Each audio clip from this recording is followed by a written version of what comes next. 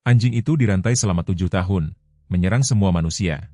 Tetapi ketika pria ini mendekatinya, air mata berlinang. Angin Februari yang membekukan meraung melalui properti terlantar di Jalan Old Mill, menggetarkan penutup jendela yang rusak ke dinding yang lapuk.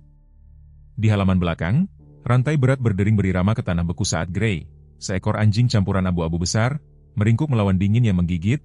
7 tahun kurungan telah mengajarinya untuk menjaga kehangatan dengan meringkuk erat ke dalam dirinya, bulunya yang kusut, menawarkan sedikit perlindungan terhadap elemen melalui salju yang berputar. Dia menangkap gerakan di luar pagar, sesosok kecil yang berjalan dengan susah payah di sepanjang tepi kolam yang membeku. Tommy Wilson, yang berusia 8 tahun dari 2 rumah di bawah, menyelinap keluar mencari layang-layangnya yang hilang. Gray memperhatikan dengan tenang, otot-ototnya menegang, saat bocah itu memberanikan diri ke permukaan kolam yang membeku. Retakan itu nyaris tidak terdengar di atas angin, tetapi telinga tajam Gray menangkapnya dalam sekejap. Es itu menyerah dan teriakan ketakutan Tommy menembus malam musim dingin. Tanpa ragu, Gray menerjang ke depan, tubuhnya yang kuat menegang melawan rantai yang telah mendefinisikan keberadaannya. Mata rantai logam itu menggigit dalam ke lehernya yang terluka, tetapi dia mengabaikan rasa sakitnya, menggonggong dengan panik untuk memperingatkan siapapun di dekatnya. Tidak ada yang datang. Percikan anak laki-laki itu semakin lemah, tangannya yang kecil meraba-raba es yang pecah. Dunia Gray menyempit menjadi satu tujuan tunggal. Dengan kekuatan yang lahir dari keputusasaan, dia mengerahkan seluruh berat badannya ke rantai itu. Berulang kali, darah mulai merembes dari bawah kerahnya, tetapi dia tidak berhenti. Akhirnya, sesuatu menyerah, bukan rantai itu sendiri, tetapi jangkar tanah, yang melemah karena bertahun-tahun tegang dan embun beku musim dingin. Sebagian dibebaskan, Gray berjuang melalui salju tebal untuk mencapai tepi kolam. Kepala Tommy telah menghilang di bawah air gelap. Tanpa ragu, Gray terjun ke kolam yang membeku, rantainya membuntuti di belakangnya seperti bayangan besi. Rahangnya yang kuat menemukan mantel Tommy dan, dengan semua yang dia miliki, dia menarik bocah itu ke tanah padat. Kemudian, ketika orang tua Tommy menemukan putra mereka tidak sadarkan diri tetapi bernapas di beranda belakang mereka berasumsi dia berhasil merangkak ke sana sendiri. Tidak ada yang memperhatikan jejak kaki berdarah di salju yang sudah ditutupi oleh bubuk segar. Tidak ada yang melihat Gray menggigil hebat dalam kegelapan, rantainya sekali lagi diamankan oleh jangkar sebagiannya, es terbentuk di bulunya. Di pagi hari, kejadian itu akan dilupakan oleh semua orang kecuali 2 jiwa seekor anjing yang trauma yang telah menemukan keberaniannya sendiri, dan seorang anak laki-laki yang hanya akan mengingat kaburnya bulu abu-abu dan kekuatan lembut. Di malam yang membekukan di musim semi 2016, Gray lahir di tempat penampungan terkemuka di Springfield, Massachusetts, salah satu dari 7 anak anjing dalam satu tandu dari campuran gembala Jerman yang diselamatkan. Sejak awal ia menonjol dengan mantel keperakan khasnya dan mata ember yang lembut. Staf tempat penampungan memperhatikan kepekaan luar biasanya. Dia akan menghibur anak anjing lain ketika mereka tertekan dan selalu mendekati pendatang baru dengan ekor bergoyang dan sikap lembut. Peterson James dan Sarah tampak seperti pasangan yang sempurna. Ketika mereka mengunjungi tempat penampungan musim panas itu, mereka menampilkan diri sebagai pasangan kaya yang mencari anjing keluarga, memberitahu staf tempat penampungan tentang rumah mereka yang luas dan halaman berpagar. Kisah mereka tentang menginginkan teman untuk anak-anak mereka menyentuh hati para pekerja tempat penampungan. Surat adopsi ditandatangani dengan harapan dan janji rumah selamanya yang penuh kasih. Beberapa minggu pertama adalah semua yang bisa diimpikan seekor anak anjing. Gray memiliki tempat tidur hangat, makanan teratur, dan anak-anak untuk bermain dengannya. Dia dengan cepat mempelajari perintah dasar, menunjukkan kecerdasan yang membuat kagum bahkan para pelatih anjing berpengalaman. Tetangga Peterson sering berkomentar tentang betapa baik dan lembutnya anak anjing itu, terutama di sekitar anak-anak lingkungan itu. Tetapi segala sesuatunya berubah secara dramatis ketika James Peterson kehilangan pekerjaannya di bank lokal. Perjuangan keuangan keluarga itu memunculkan sisi gelap dari kepribadiannya. Minumannya meningkat dan amarahnya menjadi tidak terduga. Gray, yang dulunya hewan peliharaan keluarga yang disayangi, menjadi sasaran frustrasi James. Rantai pertama muncul ketika Gray baru berusia 6 bulan. Dia semakin besar, berlarian terlalu banyak, James telah menyatakan, meskipun ada protes diam-diam Sarah. Apa yang dimulai sebagai ukuran sementara di siang hari menjadi situasi permanen. Rantai itu semakin berat seiring dengan pertumbuhan Gray dan dunianya menyusut menjadi radius 15 kaki di belakang rumah. Sarah Peterson, yang dulunya advokat terkuatnya, secara bertahap berhenti datang keluar untuk membelai dia atau menyelinap makanan ringan kepadanya. Anak-anak, yang diperingatkan oleh ayah mereka bahwa Gray menjadi berbahaya, menjauh. Tetangga yang mempertanyakan perlakuan anjing itu disambut dengan peringatan bermusuhan untuk mengurus urusan mereka sendiri. Transformasi kehidupan Gray sama bertahapnya dengan memilukan. Anak anjing yang dulunya suka bermain belajar untuk waspada terhadap gerakan tiba-tiba, untuk mengharapkan rasa sakit alih-alih kasih sayang. Makanannya menjadi tidak teratur, tergantung pada apakah seseorang ingat atau peduli untuk mengisi mangkuknya. Panggilan tindak lanjut tempat penampungan disambut dengan jaminan bahwa semuanya baik-baik saja dan kunjungan rumah dihindari dengan cerdik dengan alasan. Melalui musim panas yang terik dan musim dingin yang membekukan, Gray tetap dirantai. Dia mengembangkan strategi untuk bertahan hidup, belajar meringkuk erat melawan dingin, untuk menghemat air selama musim panas, untuk tetap diam. Ketika lehernya mentah karena gesekan rantai, mantelnya, yang dulunya mengkilap dan terawat, menjadi kusut dan kusam. Tetapi di bawah pengabaian fisik, sifat lembutnya tetap utuh, terkubur jauh di bawah lapisan pertahanan diri yang dipelajari. Anak-anak kecil kadang-kadang menyelinap sedikit makanan, melemparkannya ke atas pagar ketika keluarga Peterson tidak ada di rumah. Gray tidak pernah menggonggong pada tindakan kebaikan kecil ini, entah bagaimana memahami bahwa keheningan itu penting. Dia akan menunggu sampai anak-anak itu pergi sebelum dengan hati-hati memakan apa yang mereka bawa, selalu menyisakan sebagian kecil yang tidak dimakan. Kebiasaan yang lahir dari tidak pernah tahu kapan makanan berikutnya akan datang. Bertahun-tahun berlalu dan keberadaan Gray menjadi kesaksian diam untuk ketahanan. Sementara lingkungan berubah di sekelilingnya, keluarga masuk dan keluar, musim bersepeda melalui dunianya tetap terbatas pada panjang rantainya. Satu-satunya konstanta adalah pohon ek tua tempat dia ditambatkan dan ritme harian kelangsungan hidup yang telah dia kuasai. Namun entah bagaimana, meskipun demikian, Gray mempertahankan percikan dari sifat lembut aslinya. Di malam-malam yang tenang, ketika rumah gelap dan sunyi, dia akan melihat bintang-bintang dengan mata ingin tahu yang sama seperti yang dia miliki sebagai anak anjing, seolah-olah mengingat kehidupan yang berbeda atau mungkin berharap untuk yang akan datang. Penurunan James dan Sarah Peterson menjadi pemilik hewan peliharaan yang kasar sejajar dengan penurunan sosial mereka di masyarakat. Dulunya anggota kelas menengah Springfield yang dihormati, reputasi mereka mulai hancur ketika alkoholisme James menjadi lebih jelas. Sarah, yang dulunya aktif dalam acara amal lokal, menarik diri dari kehidupan publik, keheningannya menjadi terlibat dalam kisah mereka yang semakin gelap. Insiden serius pertama terjadi selama barbekyu lingkungan ketika James, mabuk dan gelisah, mengklaim Gray hampir menyerang putri bungsu mereka. Saksi kemudian ingat bahwa anak itu hanya tersandung saat berlari di dekat area rantai Gray, dengan anjing itu tidak menunjukkan agresi apapun. Tetapi tuduhan keras James macet dan tetangga mulai memperingatkan anak-anak mereka untuk menjauh dari anjing berbahaya itu. Sarah Peterson, yang terjebak dalam siklus penyangkalan dan ketakutannya sendiri, mendukung narasi palsu suaminya. Ketika ditanya oleh tetangga yang prihatin tentang kondisi kehidupan Gray, dia akan dengan gugup membaca baris-baris yang dilatih tentang bagaimana rantai itu diperlukan untuk keselamatan semua orang dan bagaimana Gray telah mengembangkan kecenderungan agresif. Kebohongan ini menjadi perisai mereka terhadap kekhawatiran masyarakat yang berkembang. Keluarga Peterson secara sistematis membangun sejarah insiden palsu. Mereka melaporkan ke pengendalian hewan bahwa Gray telah mencoba menggigit pengantar surat, meskipun pengantar surat itu sendiri kemudian menyangkal insiden semacam itu. Mereka menyebarkan desas-desus tentang menggonggong agresif dan menerjang orang yang lewat, meskipun perilaku Gray yang sebenarnya sangat tenang. Setiap tuduhan palsu menjadi mata rantai lain yang mengikatnya pada nasibnya. James Peterson terbukti sangat pintar dalam memanipulasi persepsi. Dia akan dengan sengaja mengagitasi Gray sebelum pengunjung tiba, kemudian menunjuk pada reaksi defensif anjing itu sebagai bukti sifatnya yang berbahaya. Ketika otoritas setempat menerima keluhan tentang kondisi kehidupan Gray, James akan untuk sementara waktu memperbaiki segalanya, cukup untuk lulus inspeksi, hanya untuk kembali mengabaikan setelah perhatian berlalu. Penipuan mereka meluas ke catatan medis. Beberapa kali mereka terpaksa membawa Gray ke dokter hewan, mereka akan mengunjungi klinik yang berbeda untuk menghindari membangun pola pengabaian. Sarah akan membuat alasan tentang cedera Gray yang terlihat, selalu mengklaim bahwa mereka disebabkan sendiri atau akibat dari perilaku agresifnya. Fragmen sejarah medis yang mereka buat melukiskan gambaran palsu tentang hewan yang bermasalah, daripada mengungkapkan kebenaran dari pelecehan mereka. Situasi keuangan keluarga Peterson terus memburuk, tetapi mereka menolak untuk menyerahkan Gray ke tempat penampungan. Dia telah menjadi, dalam logika Twisted James, simbol kontrol. Dia tidak akan melepaskan.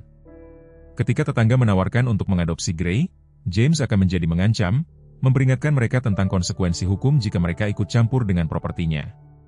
Tuduhan palsu yang paling rusak datang ketika keluarga Peterson melaporkan bahwa Gray telah menyerang seorang anak melalui pagar, sebuah insiden yang tidak pernah terjadi. Laporan ini, meskipun tidak berdasar, menjadi bagian dari catatan resmi, membuat upaya penyelamatan di masa depan menjadi lebih rumit. Mereka menggunakan insiden yang dibuat-buat ini untuk membenarkan rantai yang semakin berat dan gravitasi. Anak-anak lokal yang pernah diam-diam memberi makan Gray dengan tegas diperingatkan oleh orang tua mereka, sekarang diyakinkan oleh tampilan teater Peterson tentang kepedulian tentang keselamatan publik. Beberapa yang meragukan cerita Peterson dihalangi untuk berbicara oleh perilaku intimidasi James dan pertunjukan air mata Sarah tentang perjuangan mereka dengan hewan peliharaan mereka yang berbahaya. Apa yang tidak disadari siapapun adalah bahwa perlakuan keluarga Peterson terhadap Gray hanyalah salah satu manifestasi dari pola penipuan yang lebih dalam.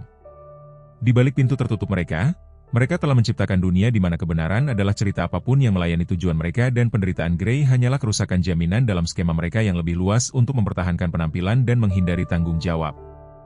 Alex Martinez berdiri di jendela kantor pusat penyelamatannya menyaksikan matahari terbit melukis langit dalam nuansa harapan.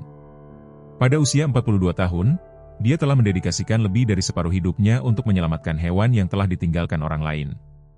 Pusat rehabilitasi kesempatan kedua terletak di 15 hektar pedesaan yang damai di luar Springfield, lebih dari sekadar tempat penampungan. Itu adalah tempat perlindungan di mana keajaiban terjadi setiap hari. Perjalanannya untuk menjadi salah satu rehabilitasi hewan yang paling dihormati di Pantai Timur dimulai dengan kisah penyelamatannya sendiri. Sebagai seorang remaja yang bermasalah, Alex telah menemukan tujuan dalam penyembuhan melalui menjadi sukarelawan di tempat penampungan hewan lokal. Seekor Rottweiler yang sangat agresif bernama Duke telah mengubah hidupnya, mengajarinya bahwa kesabaran dan pengertian dapat mengubah bahkan hewan yang paling trauma. Pusat itu sendiri adalah bukti dari visi Alex.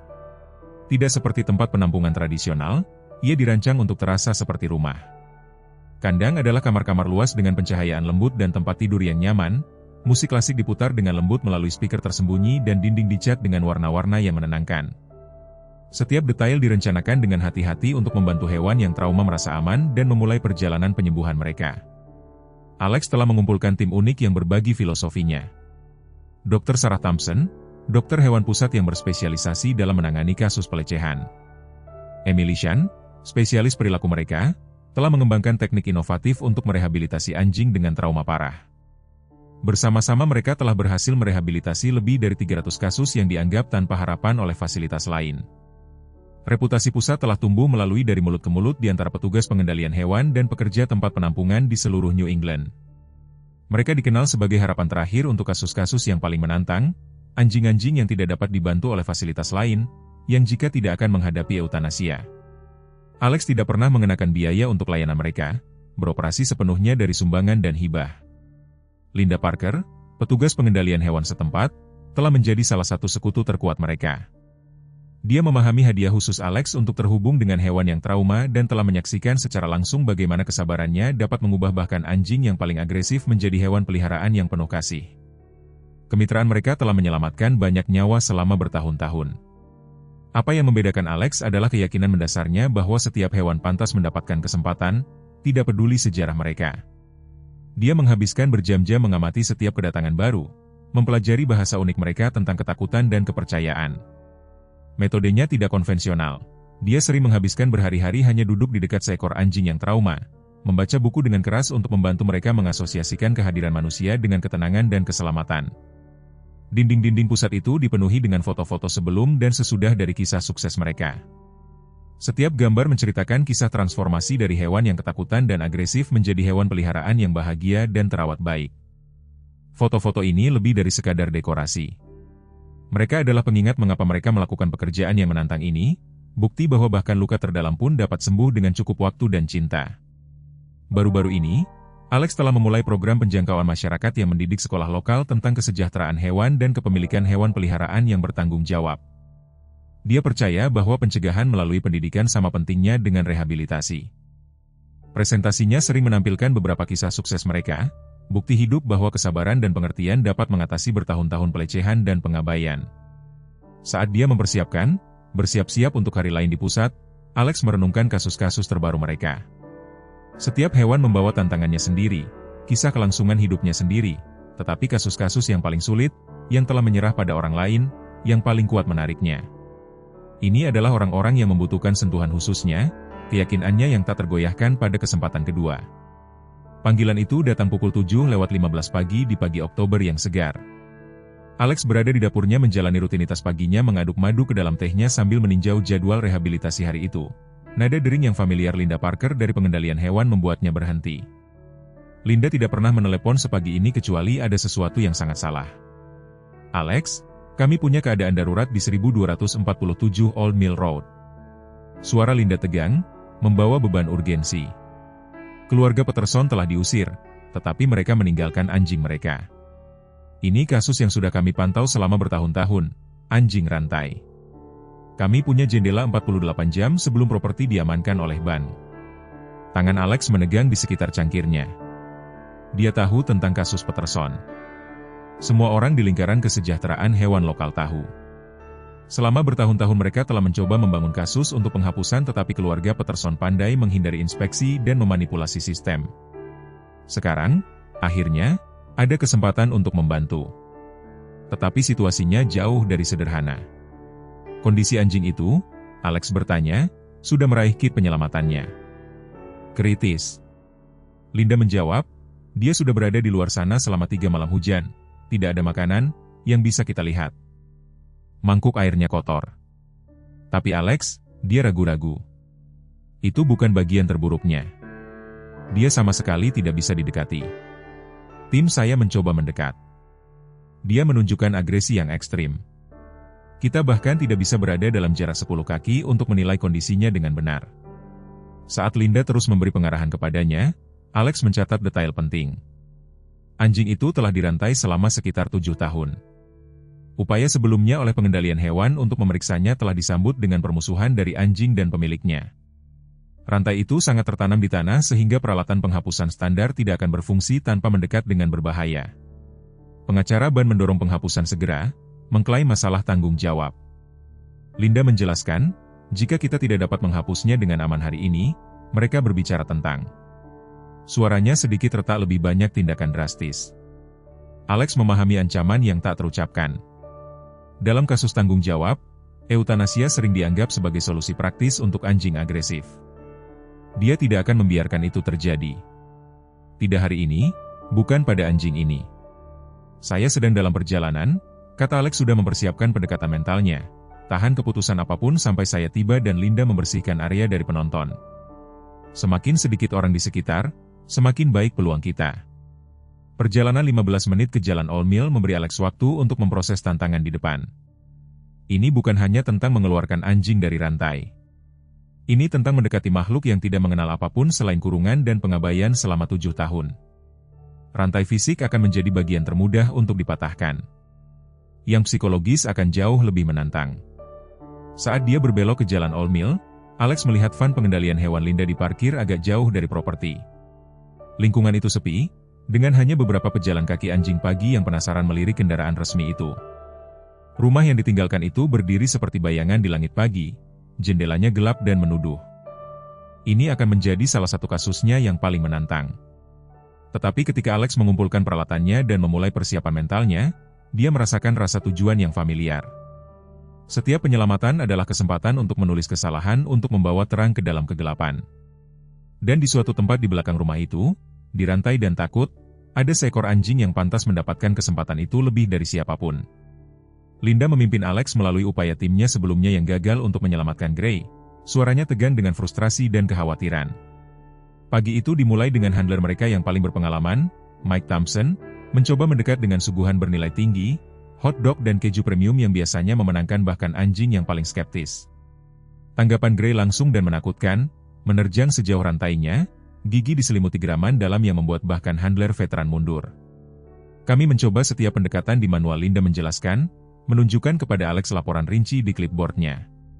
Upaya kedua melibatkan Sarah Jenkins, yang dikenal karena keberhasilannya dengan anjing yang ketakutan, mencoba menciptakan asosiasi positif dengan duduk diam dari kejauhan dengan suguhan. Gray telah mempertahankan postur agresifnya selama 45 menit penuh, menolak untuk rileks sedikit pun di hadapannya. Upaya ketiga hampir berakhir dengan bencana. Saat mencoba menilai titik jangkar rantai, James Wilson, spesialis peralatan mereka, memberanikan diri terlalu dekat. Terjangan Gray begitu kuat sehingga menyebabkan rantai itu mengeluarkan suara derit yang tidak menyenangkan, membuat semua orang menyadari betapa putus asanya situasinya. Kekuatan anjing itu, bahkan setelah bertahun-tahun kurungan, sangat hebat. Lihat foto-foto ini, kata Linda sambil mengeluarkan ponselnya. Gambar-gambar itu menunjukkan perkembangan upaya mereka, masing-masing mengungkapkan sesuatu yang penting tentang perilaku Gray.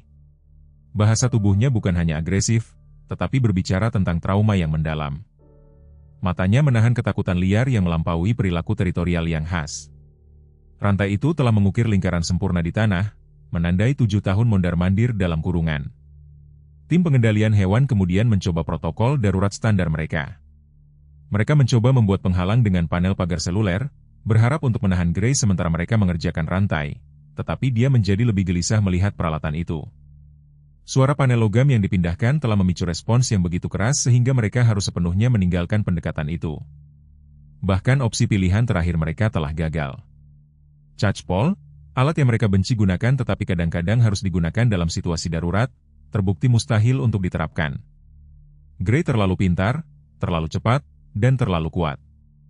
Reaksinya menunjukkan bertahun-tahun belajar untuk membela diri terhadap pendekatan manusia manapun. Setiap upaya yang gagal hanya meningkatkan agitasi dan ketidakpercayanya. Kami bahkan mencoba meminta spesialis satwa liar untuk menilai apakah kami dapat dengan aman menenangkannya. Linda mengakui suaranya berat dengan kekalahan, tetapi risikonya terlalu tinggi. Dalam keadaannya yang gelisah dan dengan riwayat medisnya yang tidak diketahui, itu bisa berakibat fatal. Plus, kami tidak dapat menjamin tembakan yang akurat dengan dia bergerak begitu tidak menentu. Upaya yang paling memilukan datang dari Karen Mitchell, koordinator penyelamatan senior mereka. Dia telah mencoba bernyanyi dengan lembut sambil duduk di dekat batas properti, sebuah teknik yang telah berhasil dengan anjing lain yang trauma. Gray telah memperhatikannya dengan diam-diam menunjukkan jeda pertama dan satu-satunya dalam tampilan agresifnya. Untuk sesaat mereka melihat sesuatu bergeser di matanya, seberkas sesuatu di luar ketakutan, tetapi itu menghilang secepat penampilannya, digantikan oleh sikap defensifnya. Para tetangga telah mengisi beberapa kekosongan. Linda melanjutkan menunjuk ke rumah-rumah di dekatnya. Rupanya, keluarga Peterson terkadang lupa memberinya makan selama berhari-hari. Anak-anak dari sebelah akan melemparkan makanan ke atas pagar ketika mereka bisa, tetapi tidak ada yang bisa mendekatinya selama bertahun-tahun, bahkan orang-orang yang mencoba membantunya.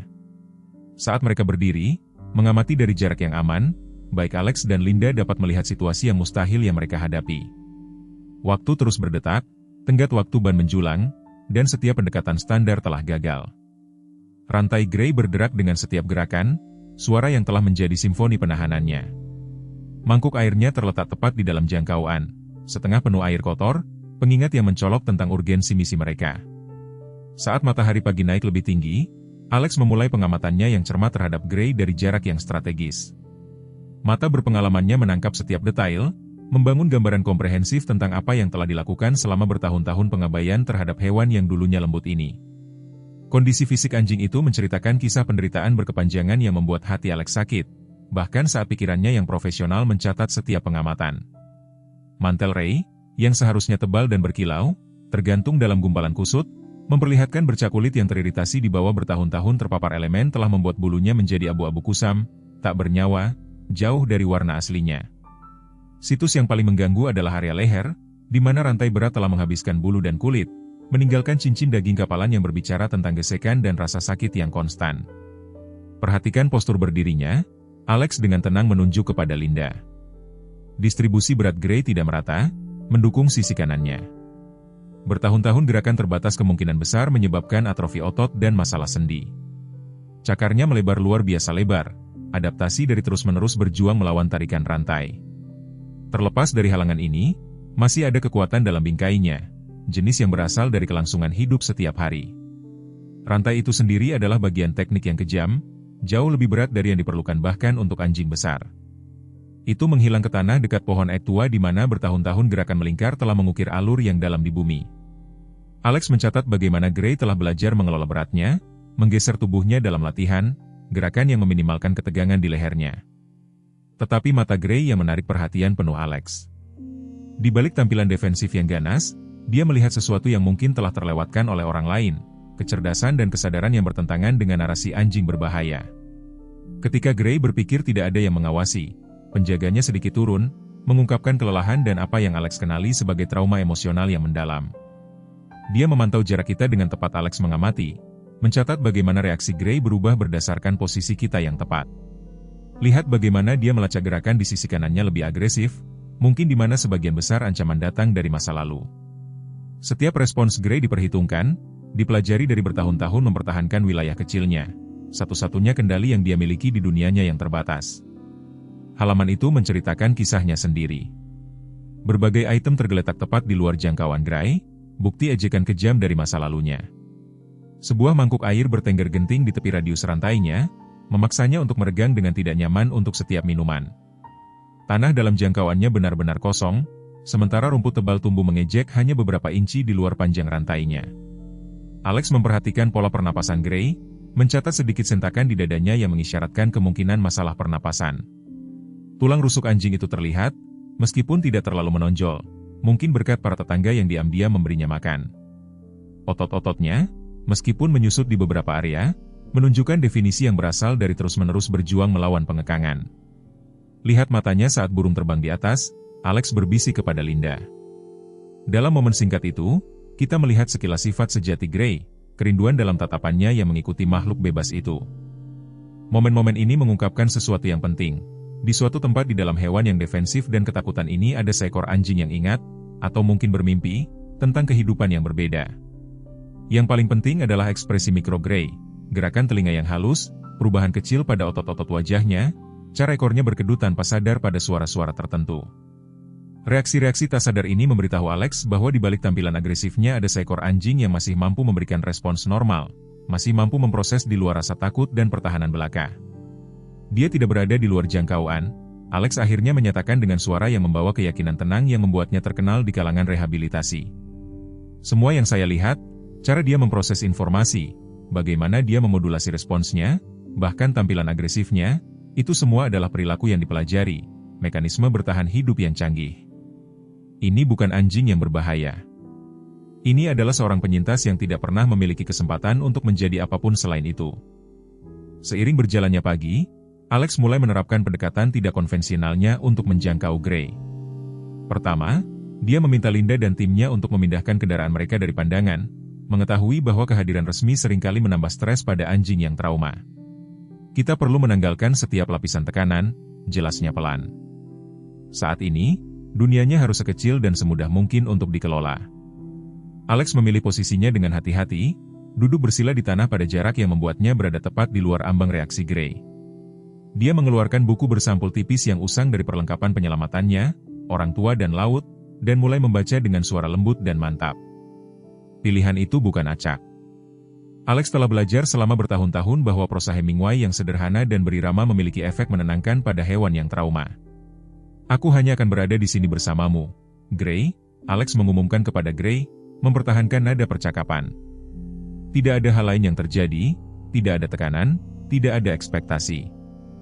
Jam demi jam dia tetap di tempat yang sama, sesekali mengubah posisi, tetapi mengisyaratkan setiap gerakan dengan jelas. Lihat, Gray, aku hanya menggerakkan lenganku sekarang. Tidak ada yang menakutkan tentang itu. Tidak seperti upaya sebelumnya untuk menjangkau Gray, Alex tidak mencoba menawarkan makanan atau memaksa interaksi.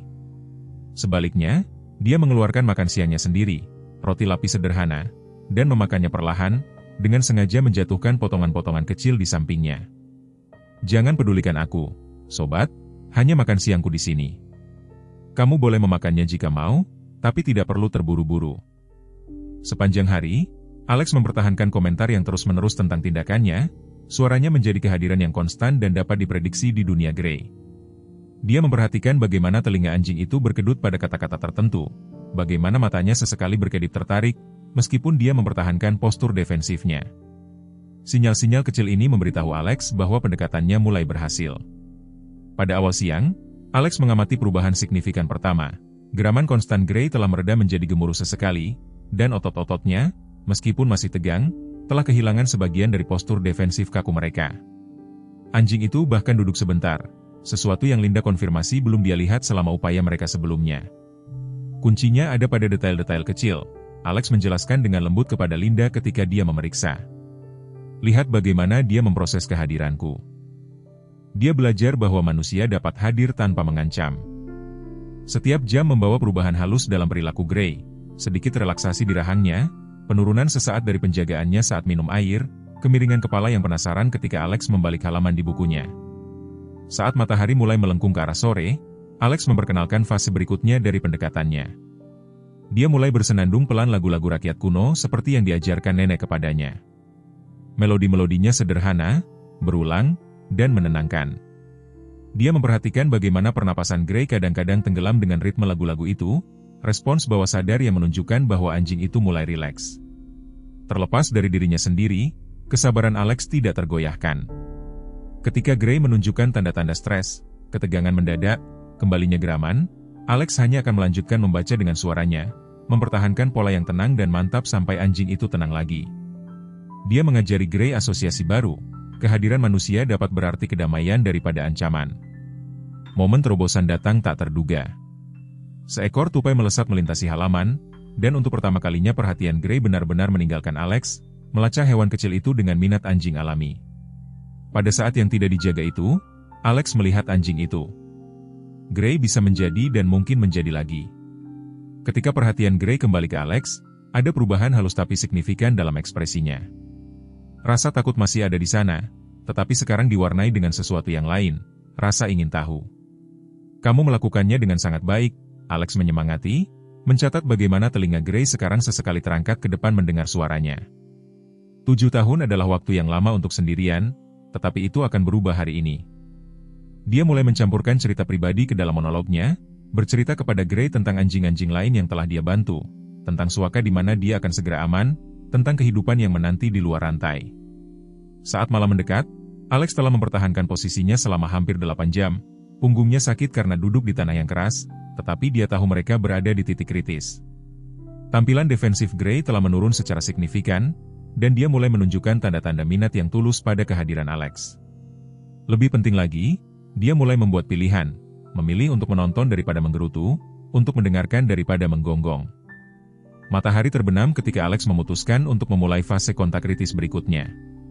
Cahaya yang memudar datang, melemparkan bayangan panjang melintasi halaman dan udara malam telah tumbuh, masih menciptakan kondisi yang sempurna untuk apa yang akan menjadi bagian paling rumit dari penyelamatan. Dia telah menghabiskan berjam-jam mengamati bagaimana perimeter defensif Gray secara bertahap menyusut, setiap kemenangan kecil membawa mereka lebih dekat ke momen penting ini. Aku akan bergerak sedikit lebih dekat sekarang, Gray, Alex mengumumkan dengan lembut, menjaga suaranya tetap tenang dan mantap. Gerakannya sengaja lambat saat dia mengubah posisinya, bergerak maju dengan lutut, sambil tetap rendah di tanah.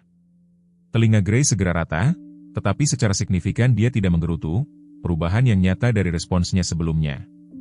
Setiap gerakan maju diperhitungkan, hampir seperti gletser dalam kelambatannya. Alex akan maju 3 inci, lalu menunggu 5 menit, membiarkan Gray memproses setiap perubahan jarak. Napas anjing itu menjadi lebih cepat, tetapi dia mempertahankan posisinya. Matanya tertuju pada tangan Alex.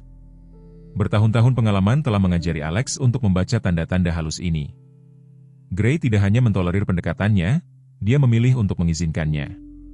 Kamu sangat berani, Alex bergumam dengan suara yang penuh emosi. Lihat, tidak ada hal buruk yang terjadi ketika kita semakin dekat. Dia sekarang cukup dekat untuk melihat detail Gray, luka-luka, jaringan parut di sekitar lehernya, bercak-bercak bulu yang hilang, sedikit getaran di otot-ototnya. Terlepas dari tanda-tanda trauma yang terlihat ini, ada sesuatu yang lain dalam sikap Gray, sekarang secercah harapan. Terobosan itu datang tak terduga. Sebuah mobil yang jauh meledak, membuat Gray tersentak, tetapi alih-alih mundur atau menjadi agresif, dia mengambil langkah ragu-ragu ke arah Alex, seolah mencari kepastian. Itu adalah momen yang menentang 7 tahun perilaku yang dipelajari, pilihan untuk bergerak ke arah daripada menjauh dari kontak manusia. Alex tetap diam sempurna, hampir tidak berani bernapas. Gray sekarang cukup dekat sehingga Alex bisa merasakan napasnya yang hangat. Hidung anjing itu berkedut mengambil aroma Alex. Bertahun-tahun pengalaman rehabilitasi belum mempersiapkan Alex untuk emosi yang mendalam dari momen ini, menyaksikan Gray berjuang antara nalurinya untuk melarikan diri dan kebutuhan mendesaknya untuk berhubungan. Begitu, sobat, Alex berbisik, perlahan mengangkat tangannya telapak tangan ke atas, membiarkannya melayang di ruang di antara mereka. Kamu membuat pilihan, semuanya sesuai kecepatanmu. Detik-detik berlalu menjadi menit-menit saat Gray mempelajari tangan yang ditawarkan, tubuhnya gemetar dengan konflik internal antara kepercayaan dan ketakutan. Kemudian itu terjadi. Dengan kelambatan yang menyakitkan, Gray menundukkan kepalanya dan menyentuhkan hidungnya ke ujung jari Alex. Kontak itu hanya berlangsung sepersekian detik, tetapi itu mewakili pergeseran seismik dalam hubungan mereka. Gray segera mundur, tetapi tidak ada agresi dalam mundurnya, hanya kehati-hatian alami dari seekor anjing yang belajar untuk percaya lagi. Alex tetap tidak bergerak, tangannya masih terulur, air mata mengalir diam-diam di wajahnya.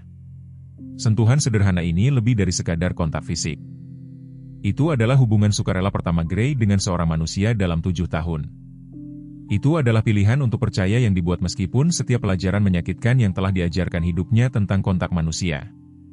Selama jam berikutnya, tarian pendekatan dan mundurnya ini berlanjut. Setiap kali sentuhan Gray menjadi sedikit lebih lama, sedikit lebih percaya diri. Bahasa tubuhnya mulai melunak. Ekornya, yang sebelumnya ketat menempel di tubuhnya, sedikit rileks. Telinganya, tidak lagi tertekuk ke belakang karena ketakutan, bergerak bebas, melacak kata-kata lembut Alex. Terobosan terakhir malam itu datang ketika sinar matahari terakhir melukis langit dengan warna ungu dan oranye yang dalam. Gray, kelelahan dari perjalanan emosional hari itu, perlahan tenggelam ke tanah di samping Alex, mempertahankan celah kecil tapi signifikan. Matanya, meskipun masih waspada, telah kehilangan ketakutan liar mereka.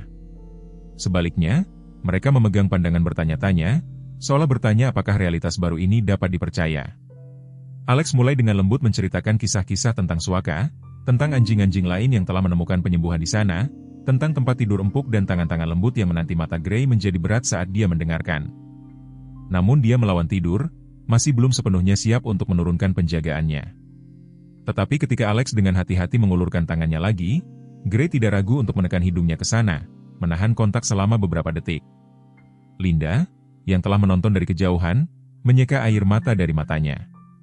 Dalam 20 tahun pekerjaannya mengendalikan hewan, dia belum pernah melihat transformasi seperti ini. Anjing yang sama yang telah menerjang dan menggerutu pagi itu sekarang memilih untuk beristirahat di dekat seorang manusia, menerima sentuhan lembut, menunjukkan tanda-tanda kepercayaan pertama. Saat untuk melepaskan rantai Gray tiba saat senja semakin dalam menjadi debu. Alex telah menunggu sampai waktu yang tepat ini, mengetahui bahwa kegelapan yang jatuh akan membantu menenangkan indera Gray yang meningkat. Pemotong baut yang berat tergeletak di sampingnya, diposisikan dengan hati-hati sehingga Gray dapat melihatnya dengan jelas. Tidak ada kejutan, tidak ada gerakan tiba-tiba. Aku akan menunjukkan sesuatu sekarang, sobat, Alex berbicara dengan lembut, mengambil pemotong baut dengan kelambatan yang disengaja. Mata Gray melacak gerakan itu, tubuhnya sedikit menegang. Tetapi kepercayaan yang dibangun selama jam terakhir tetap bertahan. Ini akan membantu kita melepaskan rantai berat itu. Tidak ada yang perlu ditakutkan. Alex mendemonstrasikan gerakan pemotong baut di udara, membiarkan Gray mendengar suara yang mereka buat setiap kali logam berdering. Dia menawarkan jaminan lembut, memperhatikan saat Gray memproses stimulus baru ini. Reaksi anjing itu menceritakan kisah mereka sendiri. Ketakutan awal memberi jalan kepada rasa ingin tahu yang hati-hati. Mata cerdasnya mempelajari alat yang akhirnya akan membebaskannya. Bergerak dengan perawatan yang dipraktikan. Alex memposisikan dirinya di dekat titik jangkar rantai. Gray memperhatikan dengan cermat, napasnya semakin cepat tetapi tidak menunjukkan tanda-tanda agresi. 7 tahun berat di cuaca telah meninggalkan rantai yang tertanam dalam di tanah, tautannya tebal dengan karat dan kotoran. Alex merasakan amarah naik di tenggorokannya melihat pemandangan itu tetapi menjaga suaranya tetap mantap, melanjutkan monolog lembutnya hanya sedikit lebih lama. Sekarang, gumamnya, dengan hati-hati memposisikan pemotong baut. Kamu telah membawa beban ini selama 7 tahun. Itu berakhir malam ini. Upaya pertama untuk memotong logam menghasilkan suara yang keras dan menggiling yang membuat Gray tersentak. Alex segera berhenti, memberi anjing itu waktu untuk tenang. Tidak apa-apa, nak, kita akan melakukannya selambat yang kamu butuhkan. Linda mendekat dengan tenang dengan senter. Cahayanya dengan hati-hati diarahkan untuk memberikan cahaya tanpa mengejutkan Gray. Penerangan mengungkapkan sejauh mana kekejaman rantai, alur dalam yang aus ke dalam logam tempat ia bergesekan dengan tanah. Tahun demi tahun, Alex bekerja secara metodis, tautan demi tautan, setiap potongan disertai dengan kata-kata penyemangat lembut. Terobosan datang dengan jentikan tiba-tiba. Bagian pertama dari rantai itu jatuh, beratnya menghantam tanah dengan suara gedebuk yang tumpul. Gray melompat mendengar suara itu tetapi tidak mundur, matanya tertuju pada logam yang terpisah dengan ekspresi yang tampak hampir tidak percaya. Alex berhenti, membiarkannya memproses rasa kebebasan pertama ini. Lihat itu, sobat. Itu adalah permulaan. Suara Alex pecah dengan emosi, tetapi kita memiliki lebih banyak pekerjaan yang harus dilakukan. Dia pindah ke bagian berikutnya, gerakannya tumbuh lebih percaya diri saat Gray tetap tenang. Setiap tautan yang rusak tampaknya melepaskan tidak hanya berat fisik tetapi juga tahun-tahun trauma yang terakumulasi. Potongan terakhir membutuhkan sentuhan paling halus. Ini adalah bagian di sekitar leher Gray, tempat logam telah mengikis bulu dan daging. Tangan Alex sedikit gemetar saat dia memposisikan pemotong baut, mengetahui satu gerakan yang salah dapat mengejutkan Gray dan membatalkan segalanya yang telah mereka capai. Hampir sampai. Anak yang berani, hanya satu momen lagi. Dengan jentikan yang menentukan terakhir, rantai itu jatuh sepenuhnya selama beberapa detak jantung. Tidak ada yang bergerak. Gray berdiri membeku, seolah tidak yakin apa yang harus dilakukan dengan realitas baru ini. Kera berat yang telah menjadi teman konstan selama 7 tahun tergeletak berkeping-keping di tanah. Lehernya, akhirnya terbuka, menanggung bekas luka dari penahanannya yang panjang. Momen yang menyusul akan tetap bersama Alex selamanya. Gray mengambil satu langkah tentatif ke depan, lalu berhenti, tampaknya bingung dengan tidak adanya perlawanan. Dia mengambil langkah lain lalu yang lain, setiap gerakan menjadi lebih percaya diri saat dia menyadari pembatasan rantai telah hilang. Seluruh bahasa tubuhnya mulai berubah, bahu rileks, kepala terangkat, ekor sedikit terurai dari posisi defensifnya. Linda, masih memegang senter, tidak bisa menahan air matanya. Lihat dia, Alex, bisiknya. Dia mengingat bagaimana bergerak bebas. Gray sekarang berjalan dalam garis lurus untuk pertama kalinya dalam 7 tahun, tidak lagi terikat pada jalur melingkarnya. Setiap langkah tampaknya membangkitkan sesuatu dalam dirinya, ingatan tentang kebebasan, mungkin, atau penemuan kemungkinan baru. Alex tetap duduk di tanah mengulurkan tangannya saat Gray menjelajahi jangkauan geraknya yang baru. Anjing itu terus kembali kepadanya di antara penjelajahan, seolah memeriksa bahwa keajaiban ini nyata, bahwa kebebasan barunya bukan hanya mimpi lain. Setiap kembalian membawanya sedikit lebih dekat, kepercayaannya tumbuh dengan setiap konfirmasi bahwa rantai itu benar-benar hilang. Rantai fisik sudah hilang, kata Alex dengan lembut kepada Linda, memperhatikan saat Gray menemukan dia sekarang dapat mencapai area berumput yang berada di luar jangkauannya begitu lama. Tetapi pekerjaan nyata untuk mematahkan rantai emosionalnya baru saja dimulai. Minggu pertama di pusat rehabilitasi kesempatan kedua menandai awal perjalanan Gray menuju penyembuhan. Alex telah menyiapkan kamar khusus untuknya, ruang tenang dengan pencahayaan lembut, lantai berpemanas, dan posisi tempat tidur mewah untuk memungkinkan Gray melihat pintu dan jendela. Dindingnya kedap suara untuk meminimalkan suara mengejutkan, dan musik klasik diputar dengan lembut melalui speaker tersembunyi. Pemeriksaan medis awal Dr. Sarah Thompson mengungkapkan sejauh mana tantangan fisik Gray. Di luar luka yang jelas di sekitar lehernya, ia menderita atrofi otot yang parah di kaki belakangnya, masalah gigi dari bertahun-tahun kekurangan gizi, dan artritis di persendiannya dari paparan konstan terhadap kondisi dingin dan lembab. Pemulihan fisiknya akan memakan waktu berbulan-bulan, jelasnya kepada Alex, tetapi penyembuhan psikologisnya lah yang akan menjadi tantangan terbesar kita. Hari-hari awal ditandai dengan kemenangan dan kemunduran kecil. Gray akan mengizinkan Alex untuk mendekat tetapi tetap sangat curiga terhadap anggota staf lainnya. Dia memiliki kesulitan khusus dengan suara laki-laki dan gerakan tiba-tiba dari sisi kanannya, kemungkinan pemicu dari pelecehan masa lalunya. Alex bekerja dengan tim untuk mengembangkan protokol khusus, mendekat hanya dari kiri, berbicara dengan lembut sebelum memasuki ruangnya, tidak ada gerakan tiba-tiba. Terapi fisik dimulai secara bertahap. Emily Chin, spesialis rehabilitasi pusat, merancang program yang dimulai dengan latihan peregangan sederhana. Kita perlu membangun kembali memori ototnya, jelasnya, menunjukkan gerakan lembut yang bisa dilakukan Alex. Setelah bertahun-tahun gerakan terbatas, tubuh Gray telah melupakan cara bergerak normal. Sesi terapi kolam terbukti sangat transformatif. Di air hangat, didukung oleh rompi apung khusus, Gray menemukan dia bisa bergerak tanpa rasa sakit. Awalnya takut pada air, dia secara bertahap mulai menunjukkan antusiasme untuk sesi-sesi ini. Ekornya bergoyang sedikit ketika Alex mengeluarkan harnes kolam. Ketiadaan beban tampaknya membebaskan tidak hanya tubuhnya tetapi juga rohnya. Nutrisi memainkan peran penting dalam pemulihannya.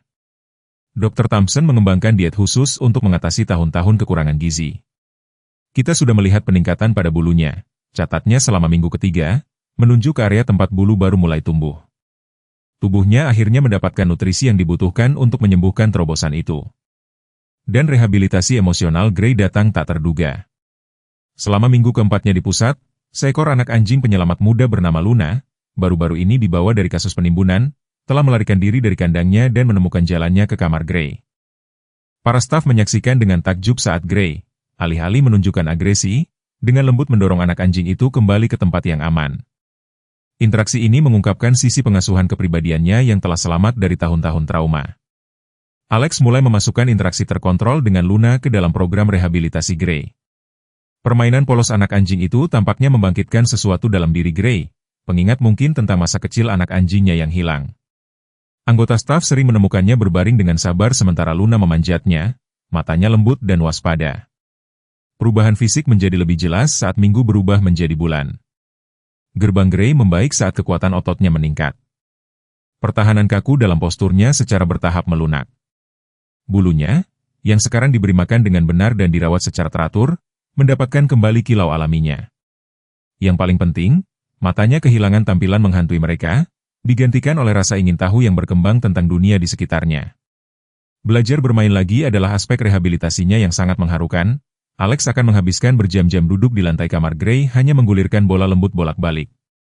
Pada awalnya Gray akan menonton dengan kebingungan, tetapi secara bertahap dia mulai menunjukkan minat. Sikap main-main pertamanya dan gerakan anjing alami yang mungkin belum dia gunakan selama bertahun-tahun membuat Alex menangis. Sesi kebun menjadi sorotan harian. Gray menemukan kegembiraan merasakan rumput di bawah cakarnya, mengikuti indera yang menarik, simply bergerak bebas melalui ruang angkasa. Alex memperhatikan bagaimana dia akan berhenti, kadang-kadang hidung terangkat ke angin, tampaknya menikmati kebebasannya. Momen-momen sukacita anjing murni ini adalah kemenangan berharga dalam pemulihannya.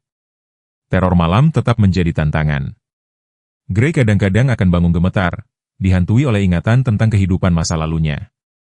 Alex memasang tempat tidur kecil di kamar dan menghabiskan banyak malam di sana.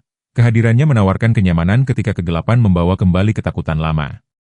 Secara bertahap episode menjadi lebih jarang, meskipun mereka tidak pernah sepenuhnya menghilang. Pada bulan ketiga Gray mulai menunjukkan minat pada anjing-anjing lain di pusat. Melalui perkenalan yang dikelola dengan hati-hati, ia belajar berinteraksi dengan anjing-anjing dari berbagai ukuran dan temperamen. Sifat lembutnya muncul lebih kuat. Dia menunjukkan kesabaran khusus dengan anjing-anjing yang gugup atau ketakutan seolah mengenali dalam diri mereka traumanya sendiri di masa lalu. Tonggak paling signifikan datang ketika Gray mulai menanggapi perintah pelatihan dasar. Ini bukan hanya tentang kepatuhan. Ini adalah tentang membangun kepercayaan diri dan kepercayaan.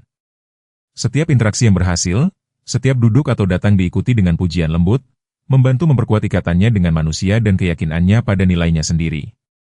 Alex mendokumentasikan setiap langkah pemulihan Gray, menyimpan catatan rinci dan rekaman video. Perjalanannya bukan hanya tentang menyembuhkan satu anjing, jelasnya kepada stafnya. Ini adalah tentang memahami cara membantu orang lain seperti dia, tentang membuktikan bahwa tidak ada anjing yang berada di luar harapan. Transformasi yang mereka saksikan setiap hari membuktikan kebenaran kata-kata ini.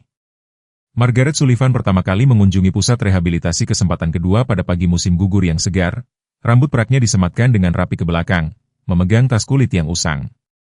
Pada usia 68 tahun, dia membawa dirinya dengan martabat yang tenang, meskipun kesedihan telah meninggalkan tanda-tanda halusnya di wajahnya. Dia telah membaca tentang penyelamatan Gray di surat kabar lokal dan merasakan hubungan yang tidak dapat dijelaskan dengan ceritanya. Tahun lalu sangat menghancurkan bagi Margaret. Suaminya, Thomas, yang berusia 45 tahun, meninggal mendadak karena serangan jantung saat merawat kebun kesayangan mereka. Hanya 3 bulan kemudian, putra tunggal mereka, Michael, tewas dalam kecelakaan mobil, meninggalkan Margaret sendirian di Pondok Victoria yang pernah bergema dengan tawa keluarga. Tragedi ganda itu telah mendorongnya ke dalam depresi yang mendalam, membuatnya berjuang untuk menemukan tujuan dalam hidupnya yang tiba-tiba kosong. Dulu saya seorang pustakawan, katanya kepada Alex selama pertemuan pertama mereka, suaranya lembut tetapi mantap. Selama 30 tahun saya membantu anak-anak menemukan jalan mereka melalui cerita. Sekarang saya menemukan diri saya membutuhkan cerita baru sendiri. Dia berhenti melihat melalui jendela observasi ke Gray yang dengan hati-hati menjelajahi area latihannya. Ketika saya membaca tentang dia, tentang 7 tahunnya sendirian, sesuatu beresonansi. Mungkin kita berdua membutuhkan bab baru. Alex memperhatikan bagaimana Margaret duduk dengan tenang, tidak menuntut perhatian Gray. Tidak seperti calon pengadopsi lain yang mencoba memaksa interaksi, dia hanya membuka buku, To Kill a Mockingbird, dan mulai membaca dengan suara lembut dan merdu. Ray, yang biasanya tetap jauh dengan pengunjung, mengangkat kepalanya untuk mendengarkan. Selama kunjungan berikutnya, Margaret berbagi lebih banyak tentang ceritanya. Dia dan Thomas selalu menginginkan anjing tetapi telah menunggu sampai pensiun, berencana untuk mengisi tahun-tahun emas mereka dengan sukacita persahabatan anjing. Pondok kebun yang dengan penuh kasih sayang mereka pulihkan dimaksudkan untuk menjadi surga bagi anjing-anjing penyelamat. Thomas bahkan telah membangun tanjakan khusus untuk anjing-anjing yang lebih tua, jelasnya sambil menyeka air mata.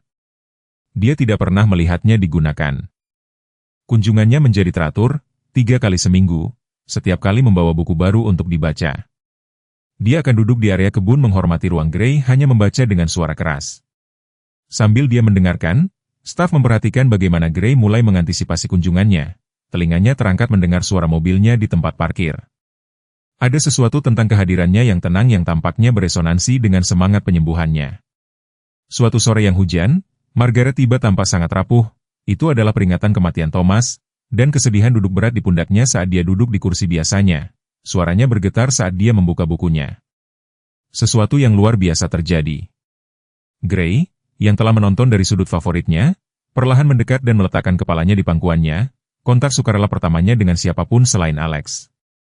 Momen itu membuat semua orang yang menyaksikannya menangis. Margaret dengan lembut meletakkan tangannya di kepala Gray dan mereka duduk bersama dalam diam. Dua jiwa menemukan kenyamanan dalam pemahaman bersama tentang kehilangan dan kesepian. "Kamu tahu, bukan?" bisiknya kepadanya. "Kamu tahu bagaimana rasanya kehilangan segalanya dan harus memulai lagi." Seiring berlalunya minggu, kunjungan Margaret menjadi lebih lama. Dia membawa foto-foto kebunnya, berbagi dengan Alex rencananya untuk menciptakan tempat yang aman di sana. Thomas selalu mengatakan kebun adalah untuk penyembuhan, jelasnya, menunjukkan gambar-gambar halaman belakang yang luas dengan pohon-pohonnya yang matang dan sudut-sudut terpencil. Mungkin itu bisa membantu menyembuhkan Gray juga. Transformasi pada Margaret sama luar biasanya dengan Grace. Matanya mendapatkan kembali kilaunya dan langkahnya menjadi lebih ringan. Dia mulai membawa makanan buatan sendiri untuk semua anjing di pusat, dengan hati-hati mengikuti pedoman nutrisi Dr. Thompson. Staf memperhatikan bagaimana dia akan menghabiskan waktu dengan hewan-hewan penyelamat lainnya, menawarkan kehadiran yang sabar dan lembut yang telah membantu mendapatkan kepercayaan Gray. Selama satu kunjungan, Margaret berbagi hubungan yang mengejutkan. "Saya pikir saya pernah melihat Gray sekali bertahun-tahun yang lalu." Dia mengungkapkan kepada Alex, "Saya sedang berkendara melewati properti Peterson dan melihat dia tegang di rantainya. Mencoba menjangkau sesuatu, saya menelepon kontrol hewan, tetapi tidak ada yang terjadi. Saya telah membawa rasa bersalah itu sejak itu." Suaranya pecah. "Andai saja saya melakukan lebih banyak." Alex memperhatikan saat Margaret mengeluarkan sebuah buku harian tua. Di dalamnya, dia telah mendokumentasikan panggilannya tentang Gray selama bertahun-tahun. Setiap panggilan menemui penundaan atau penolakan birokrasi. "Aku merasa sangat tidak berdaya, akunya, sama seperti yang kurasakan saat aku tidak bisa menyelamatkan Thomas, tidak bisa menyelamatkan Michael, tapi mungkin sekarang, akhirnya, aku bisa membantu menyelamatkannya." Paralel antara perjalanan Margaret dan Gray menjadi jelas bagi semua orang di pusat rehabilitasi. Keduanya telah mengalami kehilangan yang mendalam, keduanya telah menarik diri dari dunia, dan keduanya secara bertahap menemukan jalan kembali melalui koneksi tak terduga mereka. Pemahaman Margaret yang sabar adalah pendekatan yang sangat cocok dengan kebutuhan Gray akan kehadiran yang lembut dan konsisten.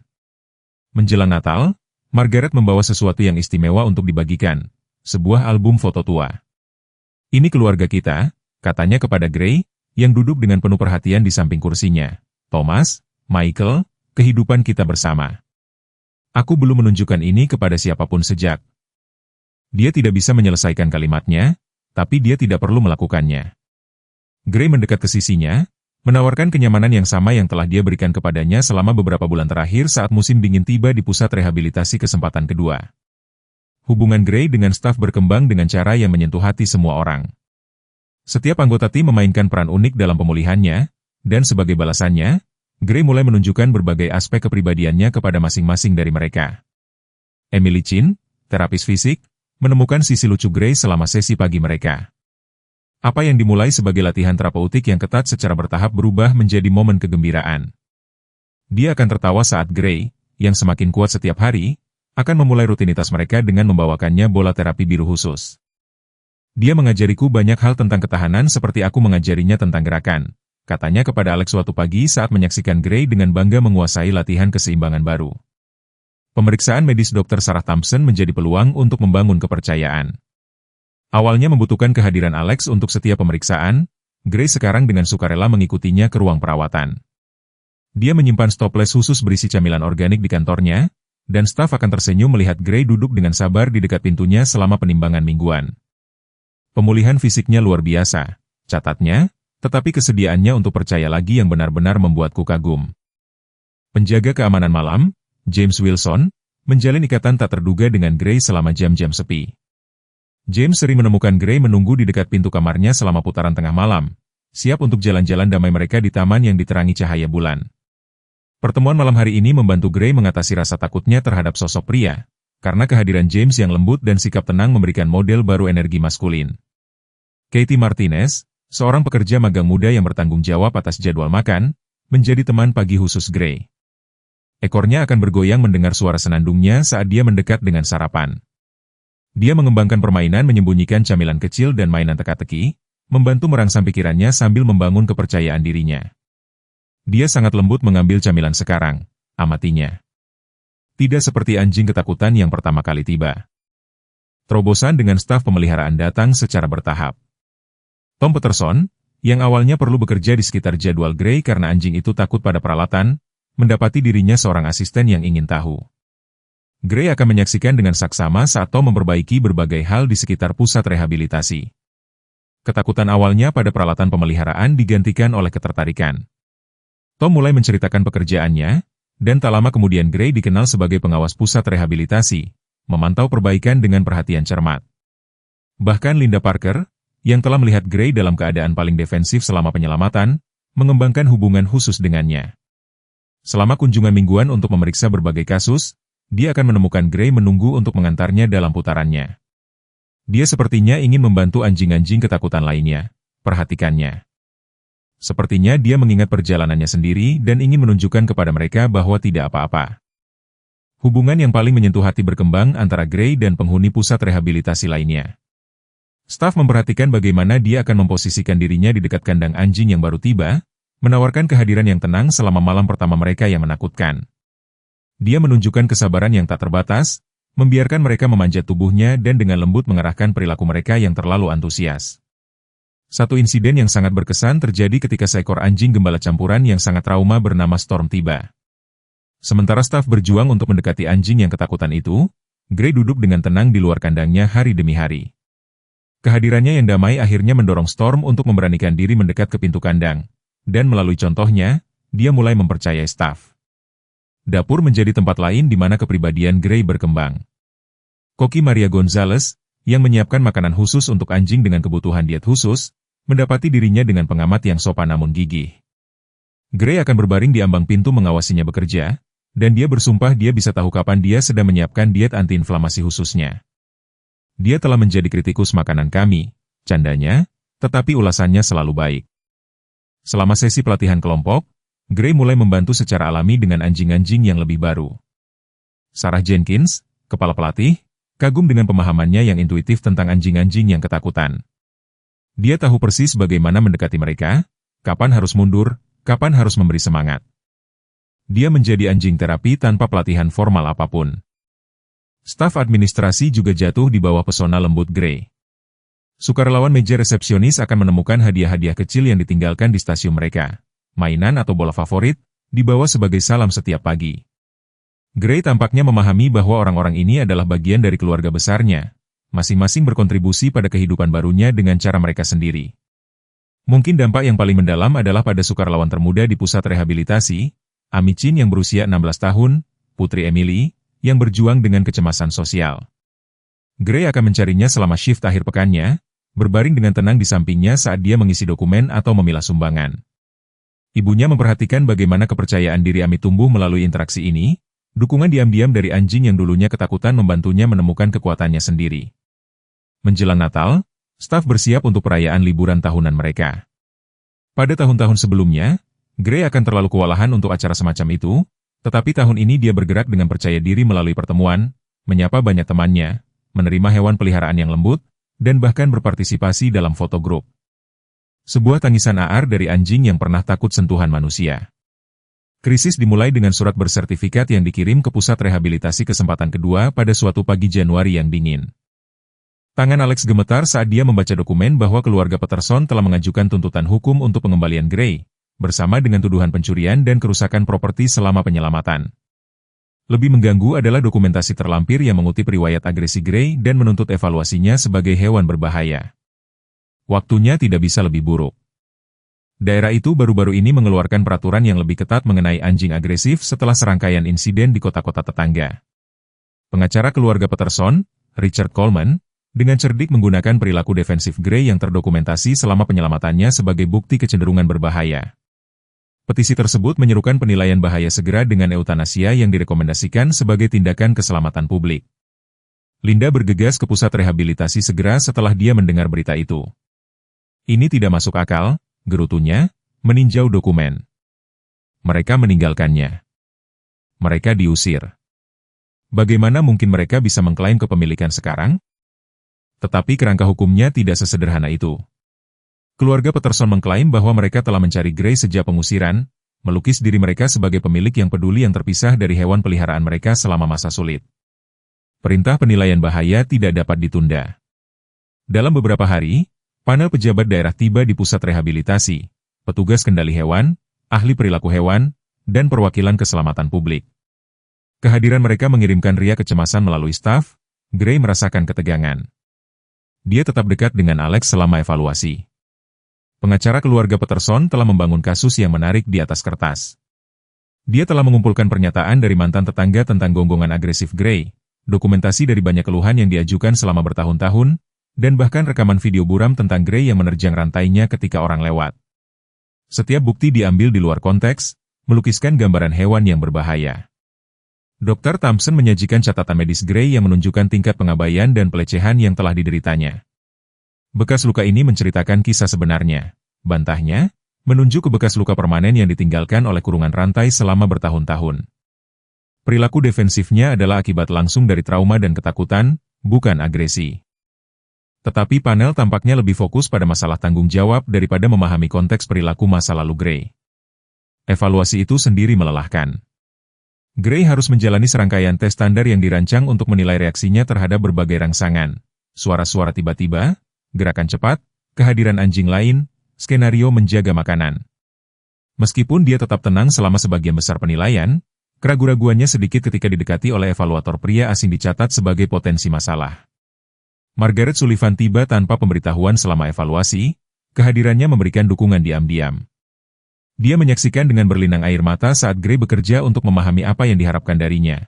Kepercayaannya pada manusia, yang telah dibangun kembali dengan hati-hati selama berbulan-bulan, diuji dengan cara yang tidak bisa dia pahami. Ketika dia mencoba mendekatinya, evaluator menghentikannya, mengutip persyaratan protokol. Alex berjuang untuk mempertahankan ketenangan profesionalnya sambil membela Gray. Anda melihat momen-momen singkat dari hari-hari terburuknya, bantahnya selama musyawarah panel. Anda memiliki dokumentasi berbulan-bulan yang menunjukkan kemajuan rehabilitasinya, interaksi positifnya dengan staf dan hewan lain, sifat lembutnya dengan anak-anak selama kunjungan yang diawasi. Temuan awal menghantam seperti pukulan fisik. Panel mengutip kekhawatiran berkelanjutan tentang keselamatan publik dan riwayat perilaku agresif yang terdokumentasi. Mereka merekomendasikan periode observasi diperpanjang di fasilitas daerah, lingkungan steril dan keamanan tinggi yang akan membatalkan penyembuhan emosional berbulan-bulan. Lebih tidak menyenangkan, mereka membiarkan kemungkinan eutanasia jika Gray menunjukkan tanda-tanda agresi selama periode ini. Linda segera mulai bekerja melalui kontaknya di pengendalian hewan, mencari preseden dan alternatif.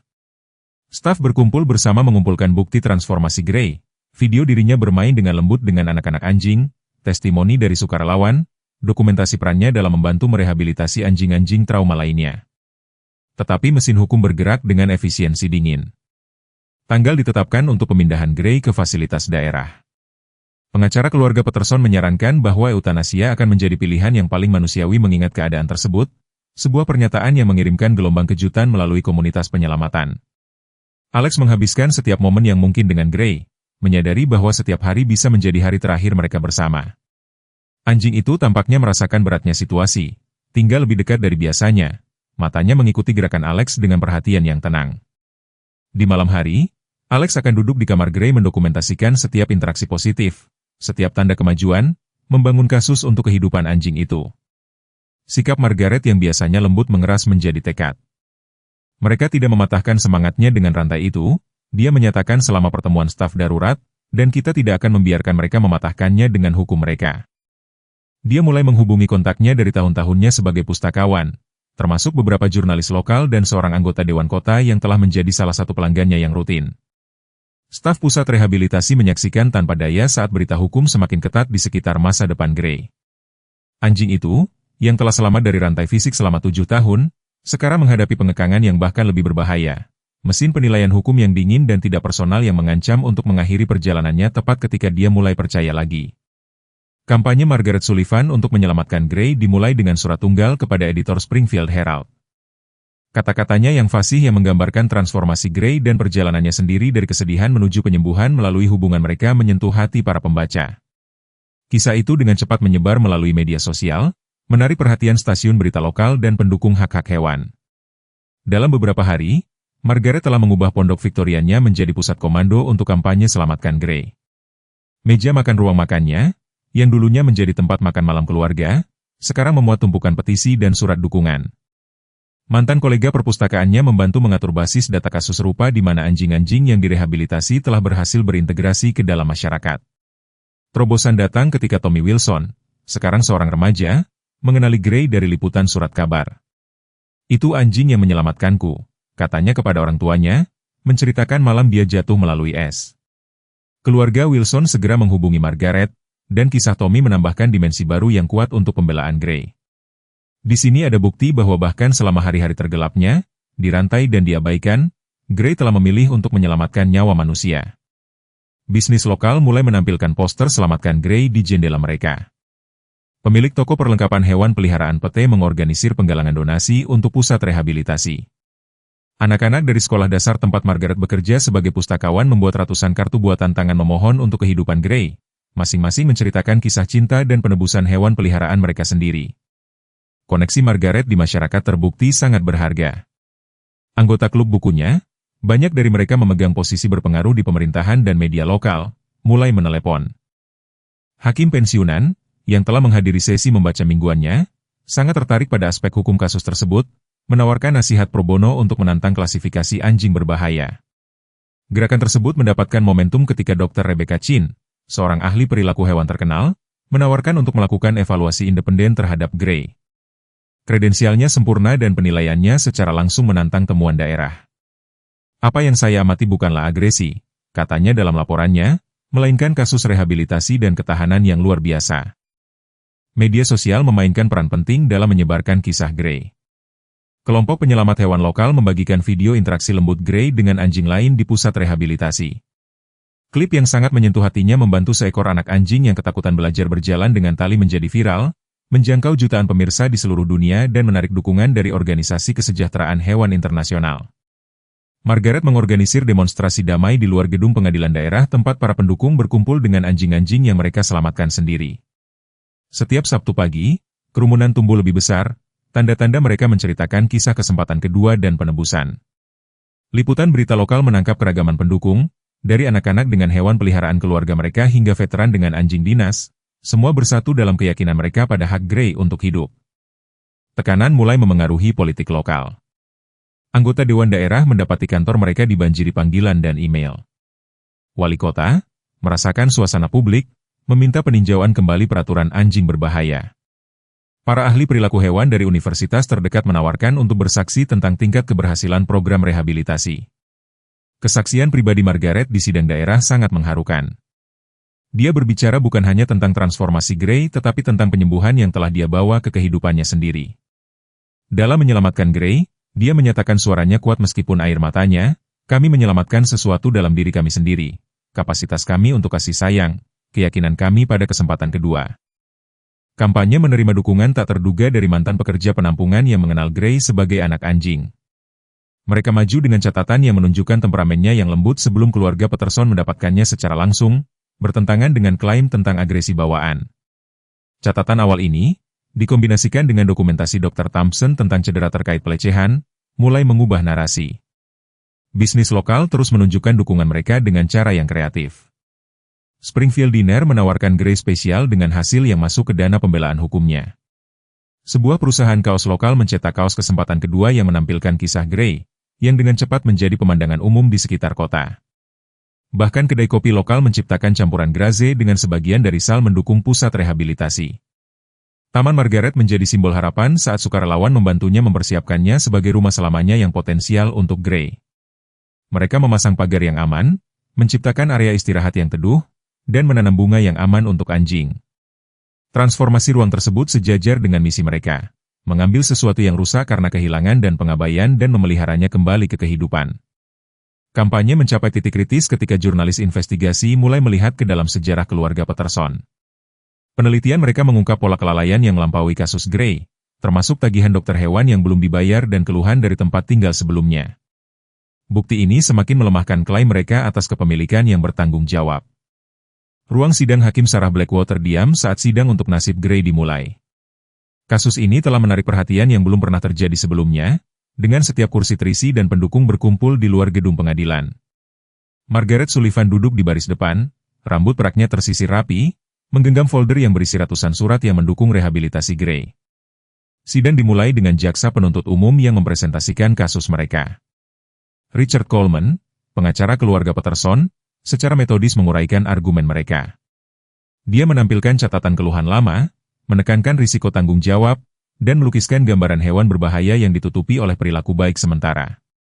Presentasinya dingin, efisien, dan sepenuhnya berfokus pada insiden masa lalu dan preseden hukum. Alex Martinez naik saksi pertama untuk pembelaan di bawah pertanyaan. Dia merinci transformasi Gray, didukung oleh dokumentasi ekstensif.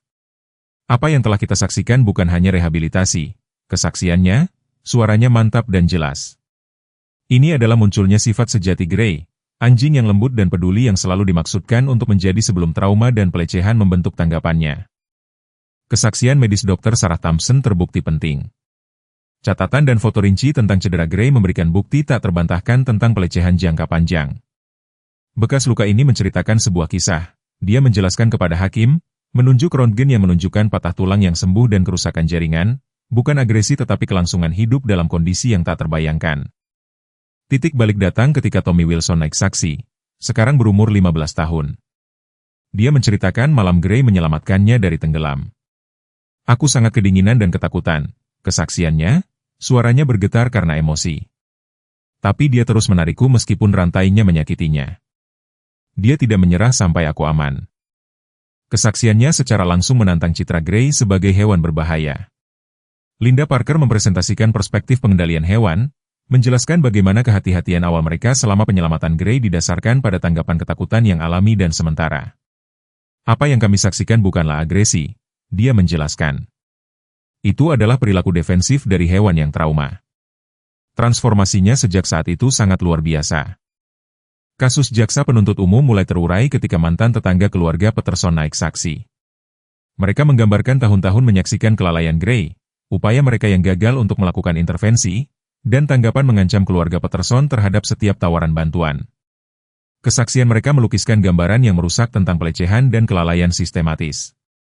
Kesaksian ahli Dr. Rebecca Chin memberikan konteks ilmiah untuk rehabilitasi Gray. Dia mempresentasikan studi kasus tentang anjing-anjing yang trauma serupa yang telah berhasil berintegrasi ke dalam keluarga, menjelaskan bagaimana kemajuan Gray sebenarnya melebihi pola pemulihan tipikal. Reputasi profesionalnya memberikan bobot yang signifikan pada posisi pembelaan. Kesaksian Margaret membuat banyak orang di ruang sidang menangis. Dia berbicara tentang perjalanannya sendiri dari kesedihan menuju penyembuhan, yang sejajar dengan transformasi Gray. Kami menyelamatkan satu sama lain, dia menjelaskan, menggambarkan ikatan mereka yang semakin kuat. Dalam sifat lembut Gray, ketulusannya dalam kedalaman komitmennya terhadap kesejahteraan Gray tidak dapat disangkal. Tim pembela menghadirkan bukti video tentang kehidupan sehari-hari Gray di pusat rehabilitasi, bermain dengan anak-anak anjing, membantu menenangkan anjing-anjing yang trauma lainnya, berinteraksi dengan lembut dengan staf dan pengunjung. Kontras antara gambar-gambar ini dan penggambaran jaksa penuntut umum tentang hewan berbahaya sangat mencolok. Pemeriksaan silang James Patterson terbukti membawa bencana bagi jaksa penuntut umum. Di bawah pertanyaan dia tidak dapat menjelaskan kurangnya catatan dokter hewan, inkonsistensi dalam keluhannya tentang perilaku Gray, atau ketidakhadirannya selama pengusiran. Kesaksiannya hancur saat dia bertentangan dengan pernyataan sebelumnya tentang sejarah Gray. Hari terakhir sidang membawa saksi yang terkejut, petugas ban yang telah menangani pengusiran keluarga Patterson. Dia bersaksi tentang menemukan Gray sangat kekurangan gizi dan diabaikan selama inspeksi properti, secara langsung bertentangan dengan klaim keluarga Patterson tentang kepemilikan yang bertanggung jawab. Selama argumen penutup, pengacara pembela menekankan transformasi dalam kehidupan Gray dan investasi masyarakat dalam rehabilitasinya. Kasus ini lebih dari sekadar satu anjing, bantahnya. Ini tentang keyakinan kita pada penebusan, kapasitas kita untuk kasih sayang, dan tanggung jawab kita untuk memperbaiki ketidakadilan masa lalu. Ruangan Hakim Blackwater diam saat dia menyampaikan keputusannya. Keputusannya tidak hanya akan menentukan nasib Gray tetapi berpotensi menetapkan preseden untuk kasus-kasus masa depan yang melibatkan anjing-anjing yang direhabilitasi. Peninjauan cermatnya terhadap bukti, kesaksian saksi, dan pendapat ahli telah berlangsung selama beberapa hari. Ketegangan di ruang sidang terasa saat Hakim Blackwater mulai berbicara. Dia mengakui kompleksitas kasus tersebut tetapi menekankan bahwa hukum harus mempertimbangkan bukan hanya perilaku masa lalu tetapi keadaan saat ini dan potensi masa depan. Keputusannya akan memvalidasi kekuatan rehabilitasi atau memperkuat ketakutan tentang hewan yang direformasi. Kecelakaan itu terjadi pada suatu Selasa malam yang hujan hanya 2 hari setelah pengadilan Gray. Kemenangan Alex sedang mengemudi kembali ke pusat rehabilitasi setelah mengambil perlengkapan medis ketika seorang pengemudi mabuk menerobos lampu merah, mengirimkan truknya berputar ke pagar pembatas. Dampaknya sangat dahsyat, membuatnya terjebak di dalam kendaraan yang hancur saat hujan menghantam kaca depan yang pecah. Layanan darurat tiba dengan cepat tetapi ekstraksi memakan waktu lebih dari 1 jam. Alex tetap sadar sepanjang waktu, pikirannya tertuju pada jadwal pengobatan malam untuk anak buahnya di pusat rehabilitasi, khususnya obat anti kecemasan Gray. Bahkan ketika para medis bekerja untuk membebaskannya, dia mencoba menelepon memastikan pasiennya akan dirawat. Diagnosis di Rumah Sakit Umum Springfield suram. Beberapa fraktur di kaki kanannya, 3 tulang rusuk patah dan gegar otak yang parah diperlukan operasi, diikuti dengan rehabilitasi selama berbulan-bulan. Dr. Wilson, dokter yang merawat, tegas tentang jadwal pemulihan. Anda melihat minimal 3 bulan sebelum Anda dapat kembali ke tugas penuh. Jelasnya sambil memperhatikan wajah Alex jatuh mendengar berita itu. Di pusat rehabilitasi, staf berjuang untuk mempertahankan keadaan normal, tetapi hewan-hewan itu merasakan ada sesuatu yang salah. Gray, khususnya, menjadi semakin gelisah. Seiring berlalunya hari tanpa kehadiran Alex, rutinitas malam yang telah mereka tetapkan, waktu membaca yang tenang diikuti dengan latihan pelatihan yang lembut, terganggu dan kecemasan Gray mulai terwujud dengan cara yang mengkhawatirkan. Linda mengambil alih koordinasi antara rumah sakit dan pusat rehabilitasi, membagi waktunya antara mengunjungi Alex dan membantu mengelola fasilitas. Dia membawa Alex pembaruan rutin, tetapi berita tentang kondisi Gray yang memburuk sulit didengar. Dia tidak tidur sepanjang malam lagi, lapornya. Dia mondar-mandir, merengek, menolak makanannya kecuali Margaret memberinya makan. 5 hari setelah kecelakaan itu, melawan nasihat medis, Alex bersikeras untuk dibawa ke taman rumah sakit dengan kursi roda untuk panggilan video dengan pusat rehabilitasi. Staf telah menyiapkan tablet di kamar Gray, berharap pemandangan dan suara Alex akan membantunya tenang. Ketika Gray mendengar suara Alex melalui speaker, telinganya langsung terangkat dan dia bergegas ke layar, merengek dan mencakar gambar temannya. Panggilan itu mengharukan dan memilukan. Sementara Gray jelas mengenali suara Alex dan tampak lega melihatnya, kesedihan anjing itu karena tidak dapat menjangkaunya tampak jelas. Alex mempertahankan nada ceria meskipun kesakitannya, berbicara kepada Gray tentang menjadi berani dan berjanji untuk kembali. Segera setelah panggilan berakhir, perawat menemukan Alex diam-diam menangis di kursi rodanya. Margaret menghabiskan waktu tambahan di pusat rehabilitasi mencoba memberikan kestabilan untuk Gray, tetapi kemajuan anjing itu sepertinya malah mundur. Ia menjadi lebih menarik diri, menunjukkan tanda-tanda perilaku defensif yang telah mereka usahakan dengan susah payah untuk diatasi. Staf menyaksikan tanpa daya ketika kisah sukses mereka yang paling luar biasa mulai memudar. Dr. Thompson menyesuaikan dosis obat Gray, berharap dapat mengendalikan kecemasannya yang meningkat, tetapi hubungan emosional yang telah ia bentuk dengan Alex terbukti tidak mungkin dihilangkan dengan obat. Hewan membentuk ikatan yang mendalam, jelasnya kepada staf yang khawatir. Untuk Gray, Alex mewakili keamanan dan kestabilan. Ketidakhadirannya memicu ingatan tentang lingkungan yang keras. Situasi mencapai titik kritis ketika Alex mengalami komplikasi dari operasinya dan infeksi yang memperpanjang masa rawat inapnya di rumah sakit selama 2 minggu. Berita itu menghantam pusat rehabilitasi dengan keras, terutama karena kondisi Gray terus memburuk. Anjing yang baru-baru ini membantu menenangkan hewan-hewan yang trauma lainnya, sekarang menghabiskan hari-harinya meringkuk di sudut kamarnya, hanya menanggapi bujukan lembut Margaret. Melalui semua itu, Alex berjuang sendiri untuk pemulihannya, memaksakan diri dalam terapi fisik, bertekad untuk kembali bertugas. Ponselnya dipenuhi dengan pembaruan video dari pusat rehabilitasi, yang masing-masing menunjukkan penarikan diri Gray yang semakin meningkat. Rasa bersalah dan ketidakberdayaan yang ia rasakan, terkurung di ranjang rumah sakit sementara Gray berjuang, menambahkan beban psikologis pada pemulihan fisiknya. Kemunduran Gray dimulai secara halus tetapi berkembang pesat dalam minggu-minggu setelah kecelakaan Alex. Anjing lembut dan percaya diri yang telah menjadi hewan terapi tidak resmi di pusat rehabilitasi itu menarik diri ke dalam dirinya sendiri. Perilakunya semakin mirip dengan hari-hari awalnya setelah diselamatkan. Anggota staf menyaksikan tanpa daya ketika kemajuan berbulan-bulan tampak berantakan di depan mata mereka. Tanda-tanda pertama muncul dalam kebiasaan makannya. Gray mulai menolak makanan rutinnya, hanya menerima makanan ketika Margaret menyuapinya, seperti yang telah dilakukan Alex selama interaksi awal mereka. Nafsu makannya yang dulu sehat berkurang menjadi gigitan guguk, yang menyebabkan penurunan berat badan yang nyata. Itu mengkhawatirkan Dr. Thompson. Malam hari menjadi sangat menantang.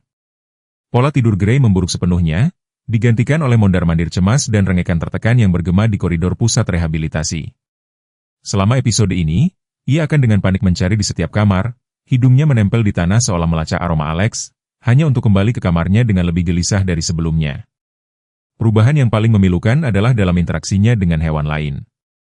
Gray, yang dikenal karena bimbingannya yang lembut terhadap anjing-anjing yang baru diselamatkan, mulai mengasingkan diri. Anak-anak anjing yang pernah ia ajak bermain akan mendekati kamarnya, hanya untuk disambut dengan punggung yang membelakangi dan geraman rendah. Staf harus memindahkan beberapa kasus rehabilitasi yang bergantung pada kehadiran Gray yang menenangkan. Perilaku defensifnya muncul kembali dengan intensitas yang mengkhawatirkan. Gerakan tiba-tiba akan memicu pembekuan atau kemunduran, mengingatkan pada reaksinya selama penyelamatan awal. Staf pemeliharaan mendapati diri mereka sekali lagi harus menyesuaikan pekerjaan mereka dengan jadwalnya, karena pemandangan peralatan mereka membangkitkan respons ketakutannya. Selama suatu malam yang sangat sulit, Gray mengalami apa yang digambarkan Dr. Thompson sebagai gangguan emosional. Badai petir telah memicu kecemasannya dan tanpa kehadiran Alex yang menenangkan, Gray menjadi kewalahan. Ia mundur ke sudut kamarnya, gemetar tak terkendali, menolak semua upaya untuk menghibur, bahkan dari Margaret. Panggilan video dengan Alex, yang awalnya membantu, tampaknya memperburuk keadaan. Setelah setiap panggilan, Gray akan menghabiskan waktu berjam-jam mencari di pusat rehabilitasi. Kegelisahannya meningkat ketika ia tidak dapat menemukan Alex. Staf membuat keputusan sulit untuk menghentikan panggilan, berharap untuk mencegah siklus harapan yang muncul dan pupus ini. Gejala fisik mulai bermanifestasi bersamaan dengan gangguan emosionalnya. Bulunya kehilangan kilau sehatnya, menjadi kusam dan rapuh. Jaringan parut di sekitar lehernya, yang telah lama sembuh dari rantai dan jerat, menjadi iritasi saat ia menggaruknya secara kompulsif. Selama episode cemas, Dr. Thompson harus memasangkannya dengan kerap pelindung untuk mencegah cedera diri. Mungkin yang paling mengkhawatirkan adalah kembalinya hipervigilansinya. Gray mulai bereaksi terhadap setiap suara dan gerakan seolah-olah itu adalah potensi ancaman. Sikap santai dan percaya yang telah ia kembangkan digantikan oleh kewaspadaan konstan. Matanya, yang dulu lembut dan ekspresif, menjadi waspada dan curiga lagi. Margaret menghabiskan waktu berjam-jam duduk bersamanya, membaca dengan suara keras, seperti yang selalu ia lakukan. Tetapi bahkan kehadirannya yang akrab hanya memberikan sedikit kenyamanan. Gray akan meletakkan kepalanya di pangkuannya sebentar sebelum melanjutkan mondar-mandir cemasnya, seolah-olah tidak dapat menetap dalam kedamaian yang pernah ia temukan di saat-saat tenang mereka bersama. Upaya staf untuk mempertahankan rutinitasnya tampaknya hanya menekankan ketidakhadiran Alex. Setiap kegiatan pengayaan yang gagal, setiap interaksi yang ditolak, memperkuat ketakutan bahwa mereka mungkin kehilangan kemajuan luar biasa yang telah mereka saksikan dalam rehabilitasi Gray. Situasi itu menjadi pengingat yang menyakitkan tentang betapa rapuhnya penyembuhan emosional dan betapa dalamnya respons trauma dapat berakar. Krisis itu terjadi tanpa peringatan pada suatu pagi yang dingin di bulan Februari. Margaret telah tiba di pusat rehabilitasi untuk sesi membaca paginya yang biasa dengan Gray ketika ia tiba-tiba mencengkeram dadanya, menjatuhkan salinan, Pride and Prejudice, yang sudah usang saat ia pingsan. Emily Chin, yang berada di dekatnya sedang bersiap untuk sesi terapi, segera menelepon layanan darurat. Reaksi Gray sangat cepat dan luar biasa. Terlepas dari penarikan diri dan kecemasannya, ia bergegas ke sisi Margaret, memposisikan dirinya secara protektif di atasnya saat ia terbaring tak sadarkan diri. Respons ketakutannya sebelumnya menghilang sepenuhnya, digantikan oleh fokus yang intens pada wanita yang telah menjadi teman terdekatnya setelah Alex. Ketika para medis tiba, mereka menghadapi tantangan yang tak terduga. Gray menolak untuk meninggalkan sisi Margaret, bukan secara agresif tetapi dengan tekad yang tenang. Butuh bujukan lembut Linda dan janji untuk mengikuti ke rumah sakit untuk meyakinkannya agar membiarkan tim medis bekerja. Bahkan kemudian, ia mengawasi setiap gerakan dengan konsentrasi yang intens, merengek pelan saat mereka mengangkat Margaret ke atas tandu. Diagnosis di Rumah Sakit Umum Springfield adalah serangan jantung parah yang disebabkan oleh stres dan kelelahan. Para dokter menemukan bahwa Margaret telah memaksakan diri melampaui batasnya, menghabiskan waktu berjam-jam di pusat rehabilitasi mencoba mendukung Gray melalui kemundurannya, sambil mengabaikan kesehatannya sendiri. Kombinasi ketegangan emosional dan kelelahan fisik telah memakan korban. Dalam putaran takdir, Margaret ditempatkan di bangsal yang sama tempat Alex masih pulih dari kecelakaannya. Staf, yang akrab dengan kedua kisah mereka, mengatur agar kamar mereka berdekatan satu sama lain. Alex, yang sekarang dapat bergerak dengan kruk, akan tertatih-tatih ke kamar Margaret, kepedulian bersama mereka untuk Gray menciptakan ikatan yang lebih kuat di antara mereka. Kembali di pusat rehabilitasi, perilaku Gray mengambil giliran tak terduga lainnya. Anjing yang telah tersesat dalam kecemasannya sendiri, tiba-tiba menemukan tujuan baru. Setiap pagi ia akan menunggu di dekat pintu, berharap untuk menemani Linda dalam kunjungan hariannya ke rumah sakit. Ketika diizinkan masuk untuk melihat Margaret, ia akan dengan hati-hati meletakkan kepalanya di tempat tidurnya.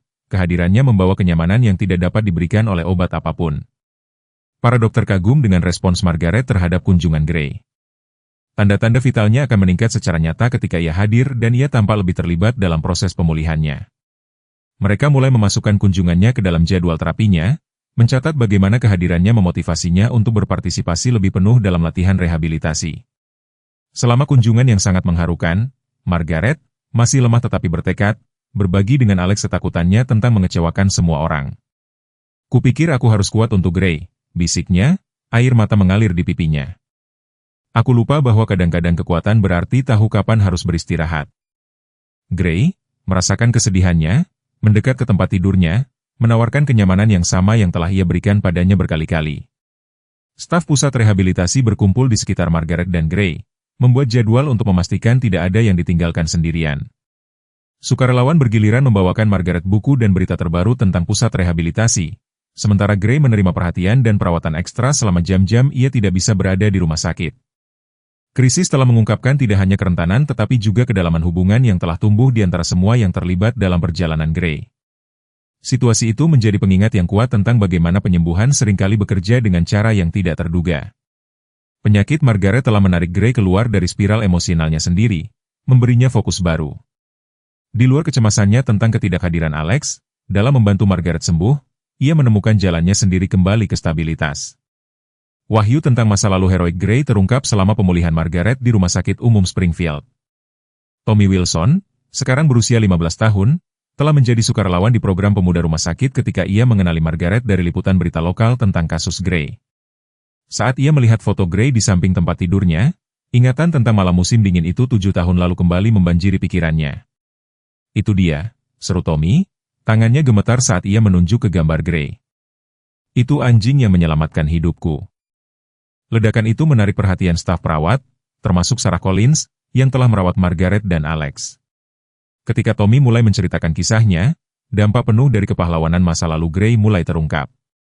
Tommy menceritakan rincian malam Februari yang dingin itu ketika, sebagai anak berusia 8 tahun, ia menyelinap keluar mencari layang-layangnya yang hilang di dekat properti Peterson. Suaranya bergetar saat ia menggambarkan jatuh melalui es, dingin yang melumpuhkan dan saat ia pikir ia akan mati. Aku ingat Gray, katanya, dan merasakan sesuatu menarikku keluar. Aku selalu berpikir aku entah bagaimana merangkak keluar sendiri, tetapi sekarang aku ingat itu dia. Itu Gray. Alex, mendengarkan dari kursi rodanya, mulai menyatukan garis waktu. Insiden itu terjadi selama hari-hari tergelap Gray dalam kurungan, ketika ia masih dirantai dan dianggap berbahaya oleh lingkungan itu.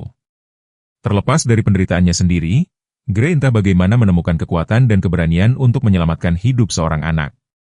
Linda Parker meluncurkan penyelidikan segera terhadap laporan insiden dari periode itu. Ia menemukan laporan polisi yang sebagian diajukan yang menyebutkan insiden hampir tenggelam, tetapi tidak ada penyelidikan lanjutan. Keluarga Peterson, ia mengetahui, telah pergi akhir pekan itu dan insiden itu sebagian besar dilupakan dalam catatan masyarakat. Penyelidikan lebih lanjut mengungkapkan lebih banyak rincian. Ibu Tommy, Nyonya Wilson, masih memiliki mantel yang dikenakan putranya malam itu. Robekan pada kain itu persis cocok dengan pola yang akan dibuat oleh cengkeraman hati-hati seekor anjing, dan jejak bulu Gray masih tertanam dalam materi setelah bertahun-tahun. Bukti fisik itu meyakinkan, tetapi ingatan rinci Tommy yang terbukti paling kuat. Ia ingat suara rantai yang menyeret melintasi es, cengkeraman lembut tetapi kuat di mantelnya dan cara Gray terus menarik sampai ia aman di tanah padat. Aku sangat kedinginan dan ketakutan, kenang Tommy, tetapi aku ingat merasa aman ketika ia memelukku. Ia tidak melepaskan sampai aku keluar dari bahaya. Dr. Thompson memeriksa foto-foto lama Gray dari saat penyelamatannya, mengidentifikasi tanda di lehernya yang sesuai dengan ketegangan ekstra yang akan disebabkan oleh penyelamatan semacam itu. Jaringan parut menceritakan kisahnya sendiri. Gray secara harfiah telah menarik rantainya sampai terluka untuk mencapai Tommy. Malam itu, Margaret, dari ranjang rumah sakitnya, mendengarkan kisah Tommy dengan air mata mengalir di wajahnya. Anjing yang telah menjadi teman terdekatnya telah menjadi pahlawan jauh sebelum ia bertemu dengannya. Kapasitasnya untuk kasih sayang telah bertahan dari bertahun-tahun pelecehan, menunjukkan dirinya di saat yang paling penting ketika hidup seorang anak tergantung pada keseimbangan. Keluarga Wilson mengajukan dokumentasi mereka sendiri, catatan rumah sakit dari perawatan Tommy untuk hipotermia, foto-foto bertanggal yang menunjukkan kolam yang tertutup es, bahkan entri buku harian Tommy dari minggu-minggu setelah insiden. Setiap bagian bukti semakin mengkonfirmasi tindakan keberanian Gray yang luar biasa. Stasiun berita lokal dengan cepat mengangkat kisah itu dan wartawan mulai menyelidiki insiden lain dari waktu Gray di properti Peterson. Mereka menemukan beberapa laporan tentang Gray yang memperingatkan tetangga tentang potensi bahaya, kebocoran gas di rumah yang berdekatan, kebakaran kecil yang bisa menyebar dan bahkan seorang balita yang hilang yang telah berjalan terlalu dekat ke jalan. Alex menyaksikan ketika sifat sejati Gray akhirnya terungkap kepada dunia. Anjing yang telah dicap sebagai berbahaya, sebenarnya adalah malaikat pelindung bagi komunitasnya, melakukan tugas-tugas yang ditunjuk sendiri terlepas dari rantainya, terlepas dari pelecehannya, terlepas dari segala sesuatu yang seharusnya mengeraskan hatinya terhadap manusia. Terungkapnya masa lalu kelam keluarga Peterson dimulai ketika reporter investigasi Sarah Mitchell dari Springfield Herald mulai menggali lebih dalam sejarah mereka setelah wahyu Tommy Wilson. Apa yang ia temukan adalah pola pelecehan hewan dan penipuan yang mengganggu yang membentang di 3 negara bagian dalam hampir 1 dekade. Bekerja dengan Linda Parker, Mitchell menemukan bahwa keluarga Peterson telah menggunakan banyak nama alias selama bertahun-tahun, mengadopsi hewan dari berbagai tempat penampungan, hanya untuk meninggalkan mereka ketika mereka pindah ke lokasi baru. Catatan Ban mengungkapkan sebuah pola. Mereka akan menetap di sebuah komunitas, mendapatkan hewan peliharaan melalui adopsi atau pembelian, mengumpulkan sumbangan untuk perawatan hewan yang seharusnya, kemudian menghilang ketika pertanyaan mulai muncul tentang kesejahteraan hewan. Terobosan datang dari mantan tetangga di Connecticut yang mengenali foto James Peterson dalam liputan berita. Di bawah nama sebelumnya, Robert Andrews, ia telah diselidiki karena menjalankan operasi pembiakan anak anjing ilegal, meskipun tuntutan tidak pernah diajukan. Tetangga memberikan foto dan dokumentasi yang dengan jelas menunjukkan kelalaian sistematis yang sama yang dialami Gray. Citra Sarah Peterson yang dibuat dengan hati-hati sebagai peserta yang enggan dalam skema suaminya hancur ketika catatan keuangan muncul yang menunjukkan peran aktifnya dalam operasi mereka. Ia telah menyimpan buku besar terperinci tentang kegiatan penipuan mereka, termasuk catatan sumbangan yang dikumpulkan untuk hewan yang tidak pernah menerima perawatan. Dokumen-dokumen ini, yang ditemukan di unit penyimpanan yang telah mereka tinggalkan, memberikan bukti yang memberatkan tentang eksploitasi mereka yang disengaja. Dokter hewan lokal mulai mengajukan cerita mereka sendiri. Dr. James Wilson ingat merawat beberapa anjing milik keluarga Peterson, masing-masing menunjukkan tanda-tanda kelalaian yang mirip dengan kondisi Gray. Ia telah melaporkan kekhawatirannya kepada pihak berwenang, tetapi keluarga Peterson selalu berhasil memberikan perawatan yang cukup untuk menghindari penyelidikan serius, kemudian akan beralih ke klinik yang berbeda sebelum kecurigaan tumbuh terlalu kuat. Penyelidikan mengungkapkan sistem manipulasi yang canggih. Keluarga Peterson secara khusus akan menargetkan lingkungan makmur, menampilkan diri mereka sebagai warga negara terhormat yang mengalami masa-masa sulit. Mereka akan menggunakan hewan peliharaan mereka, termasuk Grey, untuk mendapatkan simpati dan dukungan keuangan dari tetangga, sambil secara bersamaan menyebarkan cerita tentang perilaku berbahaya hewan untuk membenarkan perlakuan kasar mereka. Catatan polisi dari waktu mereka di Massachusetts menunjukkan banyak keluhan tentang kesejahteraan hewan, tetapi keluarga Peterson telah menyempurnakan seni untuk tetap berada dalam batasan hukum. Mereka akan pindah sebelum satu keluhan pun dapat berkembang menjadi penyelidikan penuh, meninggalkan jejak tetangga yang bingung dan khawatir yang telah mencoba untuk campur tangan. Mungkin yang paling mengganggu adalah penemuan hubungan mereka dengan jaringan perkelahian anjing ilegal bawah tanah. Sementara mereka tidak pernah berpartisipasi secara langsung, catatan keuangan menunjukkan bahwa mereka telah menjual beberapa anjing kepada operator yang dikenal, sepenuhnya menyadari nasib hewan yang mungkin terjadi. Wahyu ini menyoroti perlakuan mereka terhadap Grey dalam cahaya yang lebih gelap. Rantainya telah mencegahnya menjadi korban lain dari skema mereka. Lingkup penipuan mereka menjadi jelas ketika Mitchell mengungkap keterlibatan mereka dalam organisasi penyelamat hewan palsu yang beroperasi dengan nama alias lain.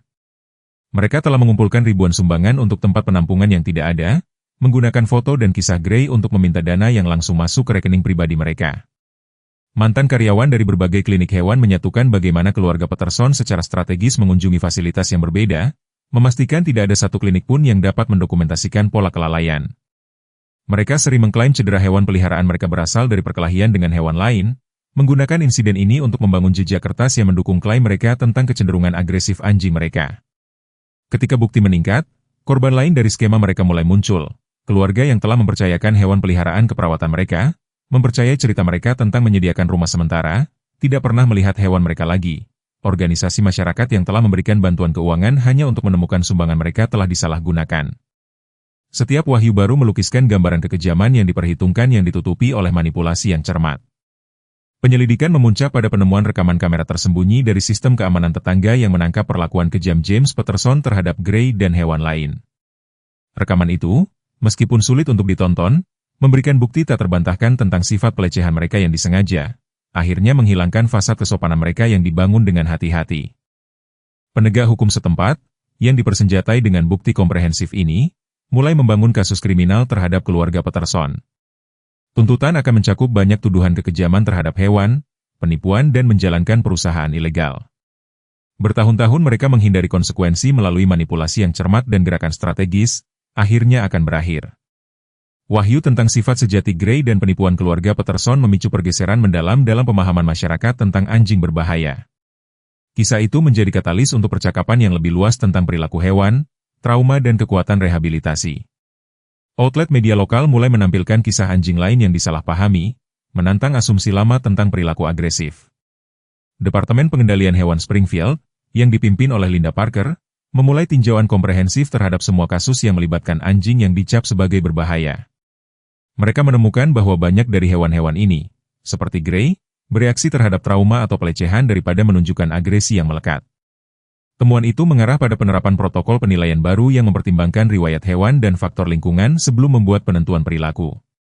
Sistem sekolah setempat mengundang Alex Martinez untuk mengembangkan program pendidikan tentang perilaku hewan dan kepemilikan hewan peliharaan yang bertanggung jawab di kelas-kelas di seluruh distrik. Anak-anak belajar tentang membaca bahasa tubuh anjing, memahami respons ketakutan dan mengenali tanda-tanda pelecehan hewan. Kisah Grey menjadi alat pengajaran yang ampuh, membantu kaum muda memahami bahwa perilaku agresif seringkali menutupi rasa takut dan sakit. Dr. Thompson menyelenggarakan serangkaian lokakarya untuk dokter hewan dan pekerja kesejahteraan hewan, menggunakan kasus Grey untuk menunjukkan pentingnya melihat melampaui perilaku permukaan. Ia menyajikan bukti medis yang menunjukkan bagaimana pelecehan dan kelalaian fisik dapat bermanifestasi sebagai agresi defensif dan bagaimana rehabilitasi yang tepat dapat membalikan perilaku ini. Presentasinya mencakup pemindaian otak sebelum dan sesudah yang menunjukkan perubahan fisiologis pada anjing yang trauma yang menerima perawatan yang sesuai. Dampaknya meluas melampaui lingkaran profesional. Kelompok pengawas lingkungan mulai memasukkan kesadaran kesejahteraan hewan ke dalam program mereka. Warga yang pernah dengan cepat melabeli anjing sebagai berbahaya sekarang belajar mengenali tanda-tanda kesusahan dan pelecehan. Masyarakat mengembangkan jaringan informal untuk melaporkan dugaan kekejaman terhadap hewan, memahami bahwa intervensi dini dapat mencegah eskalasi perilaku defensif. Tempat penampungan hewan lokal melaporkan peningkatan signifikan dalam adopsi anjing yang sebelumnya dianggap sulit. Keluarga mulai melihat melampaui masalah perilaku awal. Terinspirasi oleh transformasi Grey, Tempat penampungan mengadaptasi proses adopsi mereka untuk memasukkan informasi latar belakang yang lebih komprehensif tentang riwayat setiap anjing dan kebutuhan rehabilitasi khusus. Taman Margaret Sullivan menjadi tempat berkumpul untuk pendidikan masyarakat. Ia menyelenggarakan sesi mingguan di mana orang dapat mengamati interaksi lembut Grey dengan hewan lain dan belajar tentang proses rehabilitasi. Pertemuan-pertemuan ini berkembang menjadi kelompok dukungan informal untuk pemilik anjing yang trauma, di mana orang berbagi pengalaman dan saran. Dewan Kota merevisi peraturan anjing berbahaya, memperkenalkan sistem klasifikasi yang lebih bernuansa yang membedakan antara hewan yang benar-benar agresif dan mereka yang menunjukkan perilaku defensif berbasis trauma. Pedoman baru menekankan rehabilitasi daripada hukuman dan mensyaratkan evaluasi menyeluruh sebelum anjing manapun dapat diberi label sebagai berbahaya. Agen real estate di daerah tersebut mulai melaporkan tren tak terduga. Pembeli rumah secara khusus bertanya tentang lingkungan yang ramah hewan peliharaan di dekat fasilitas rehabilitasi hewan. Transformasi masyarakat menjadi pusat kesadaran kesejahteraan hewan menarik keluarga yang berbagi nilai-nilai ini, semakin memperkuat jaringan dukungan untuk hewan yang diselamatkan. Bisnis lokal bergabung dengan gerakan itu, dengan toko perlengkapan hewan peliharaan menawarkan peralatan pelatihan khusus dan alat bantu penenang untuk anjing yang trauma.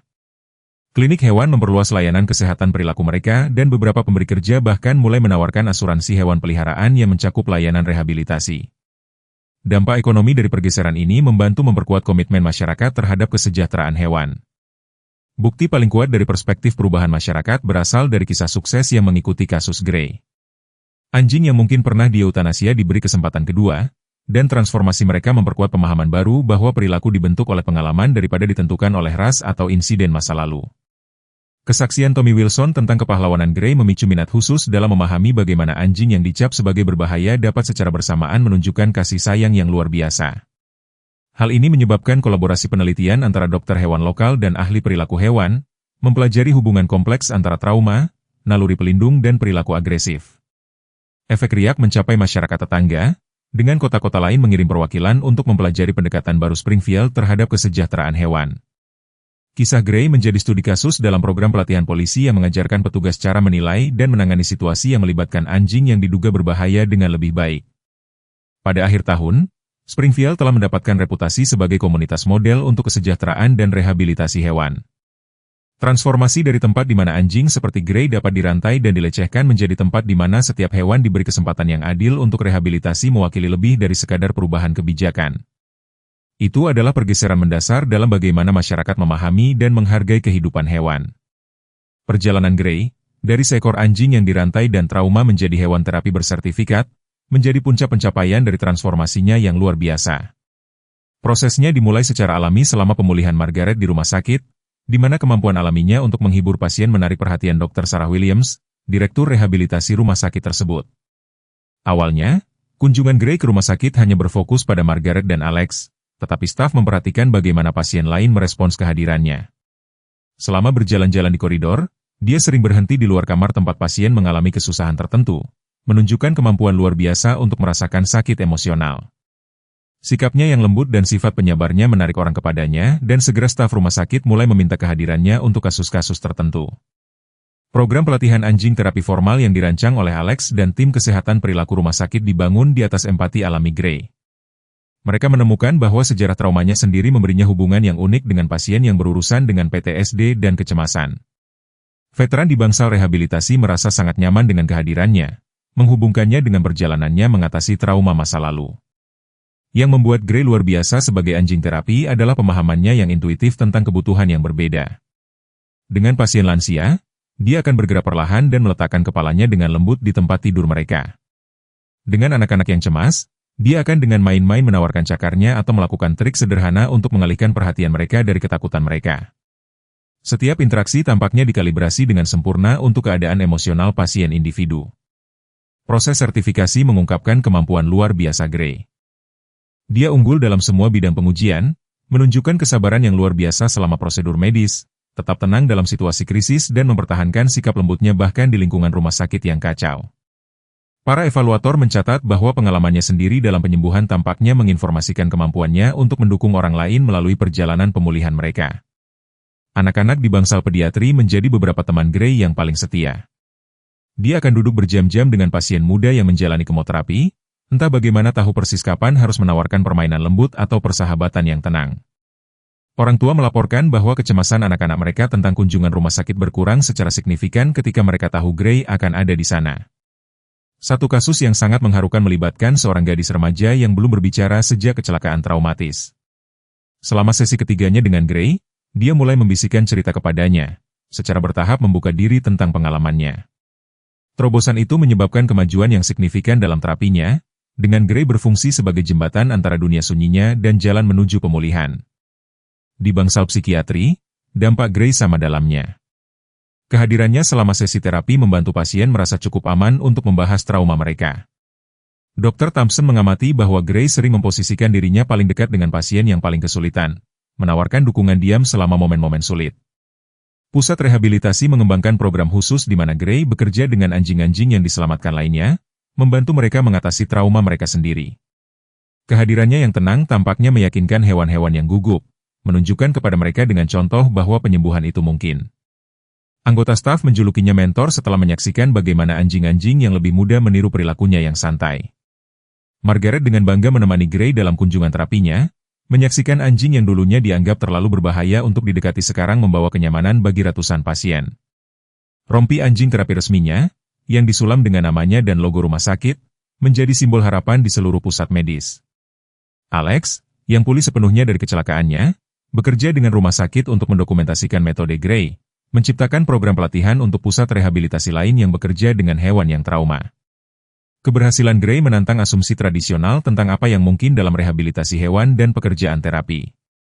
Pemulihan Margaret membawa lebih dari sekadar penyembuhan fisik. Itu menandai dimulainya babak baru yang mendalam dalam hidupnya. Pondok Victorianya, yang dulunya merupakan tempat kenangan yang sepi, berubah menjadi Hope Haven, ruang rehabilitasi unik untuk anjing-anjing yang trauma dan calon pengadopsi mereka. Transformasi dimulai selama dia tinggal di rumah sakit, ketika dia mulai membuat sketsa rencana untuk mengubah propertinya. Taman yang telah dirawat dengan penuh kasih sayang oleh Thomas menjadi ruang terapeutik dengan pagar yang aman dan area yang dirancang khusus untuk berbagai tahap rehabilitasi. Hamparan bunga yang telah dia tanam dilestarikan, tetapi sekarang bercampur dengan tanaman yang aman untuk anjing dan fitur pengayaan sensorik.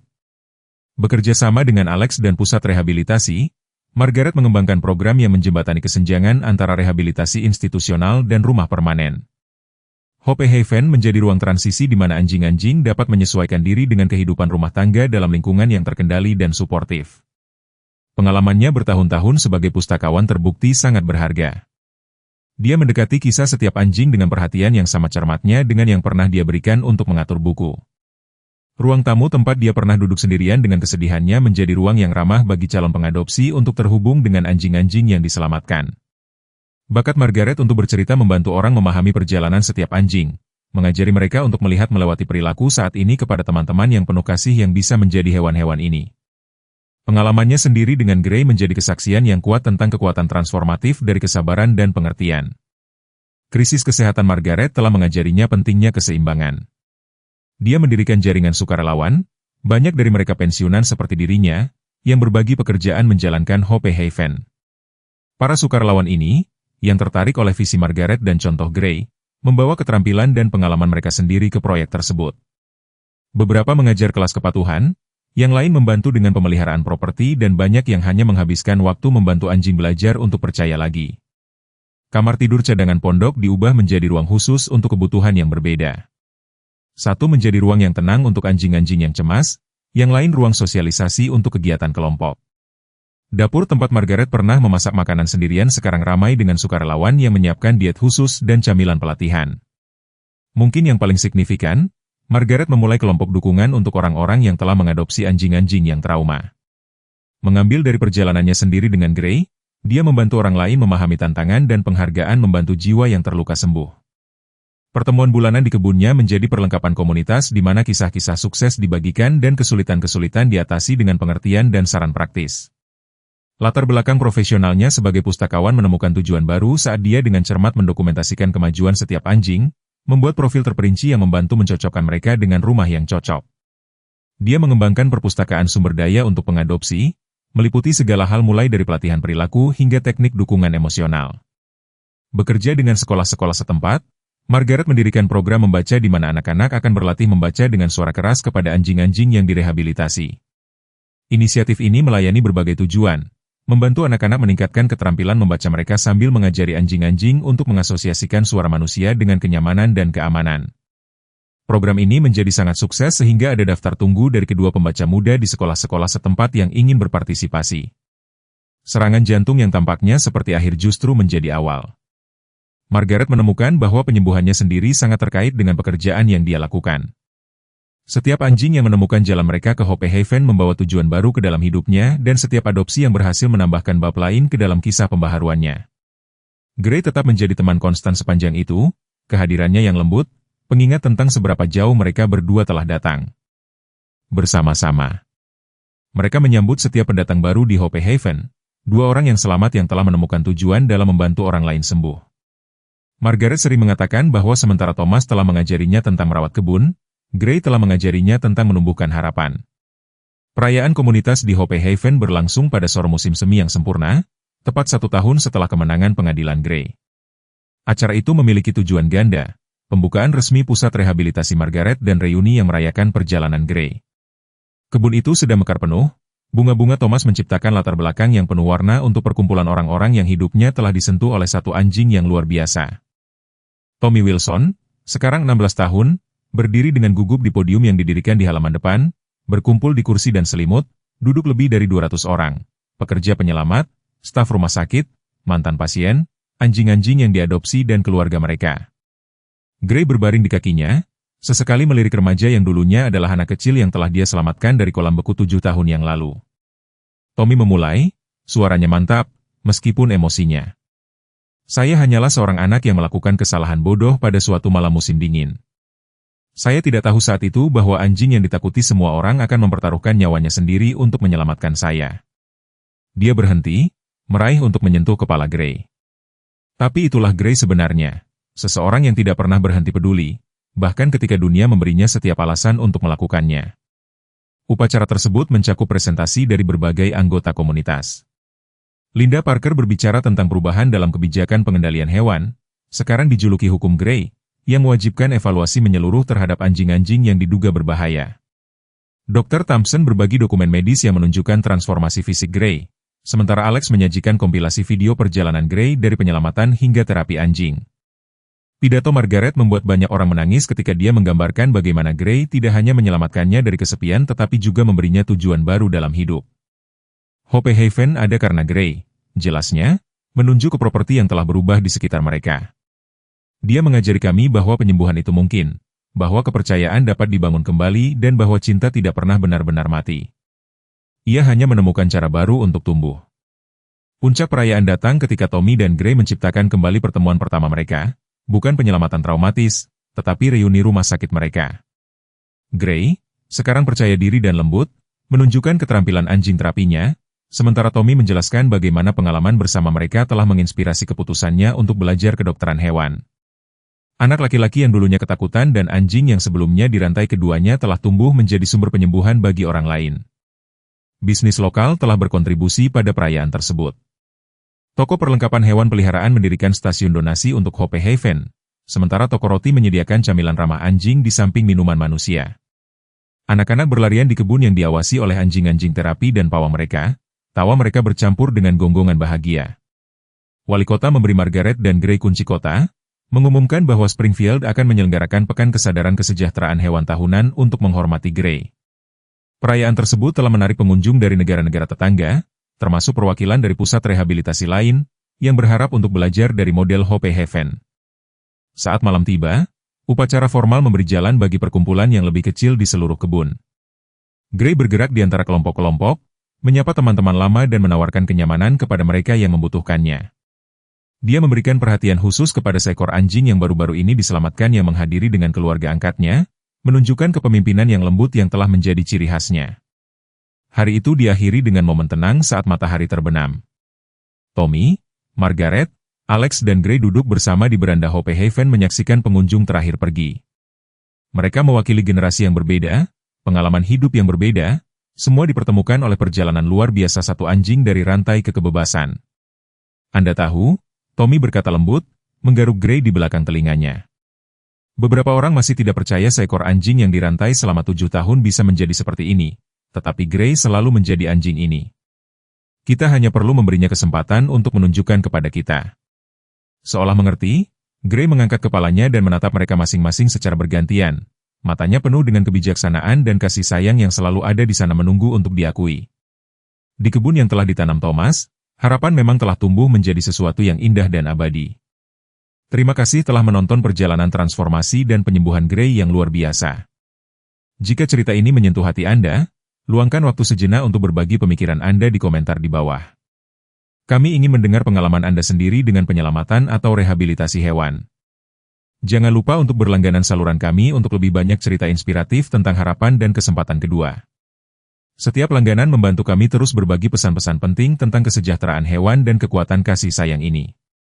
Jika Anda percaya pada kesempatan kedua, pada pentingnya pemahaman daripada penghakiman, berikan video ini jempol ke atas dan bagikan dengan teman dan keluarga Anda. Bersama-sama, kita dapat membuat perbedaan dalam kehidupan hewan yang membutuhkan bantuan kita. Dukungan Anda memungkinkan kami untuk terus mendokumentasikan dan berbagi kisah-kisah kuat tentang kelangsungan hidup, cinta, dan penebusan ini. Ingat, setiap berbagi dapat membantu hewan lain menemukan jalan mereka menuju kehidupan yang lebih baik.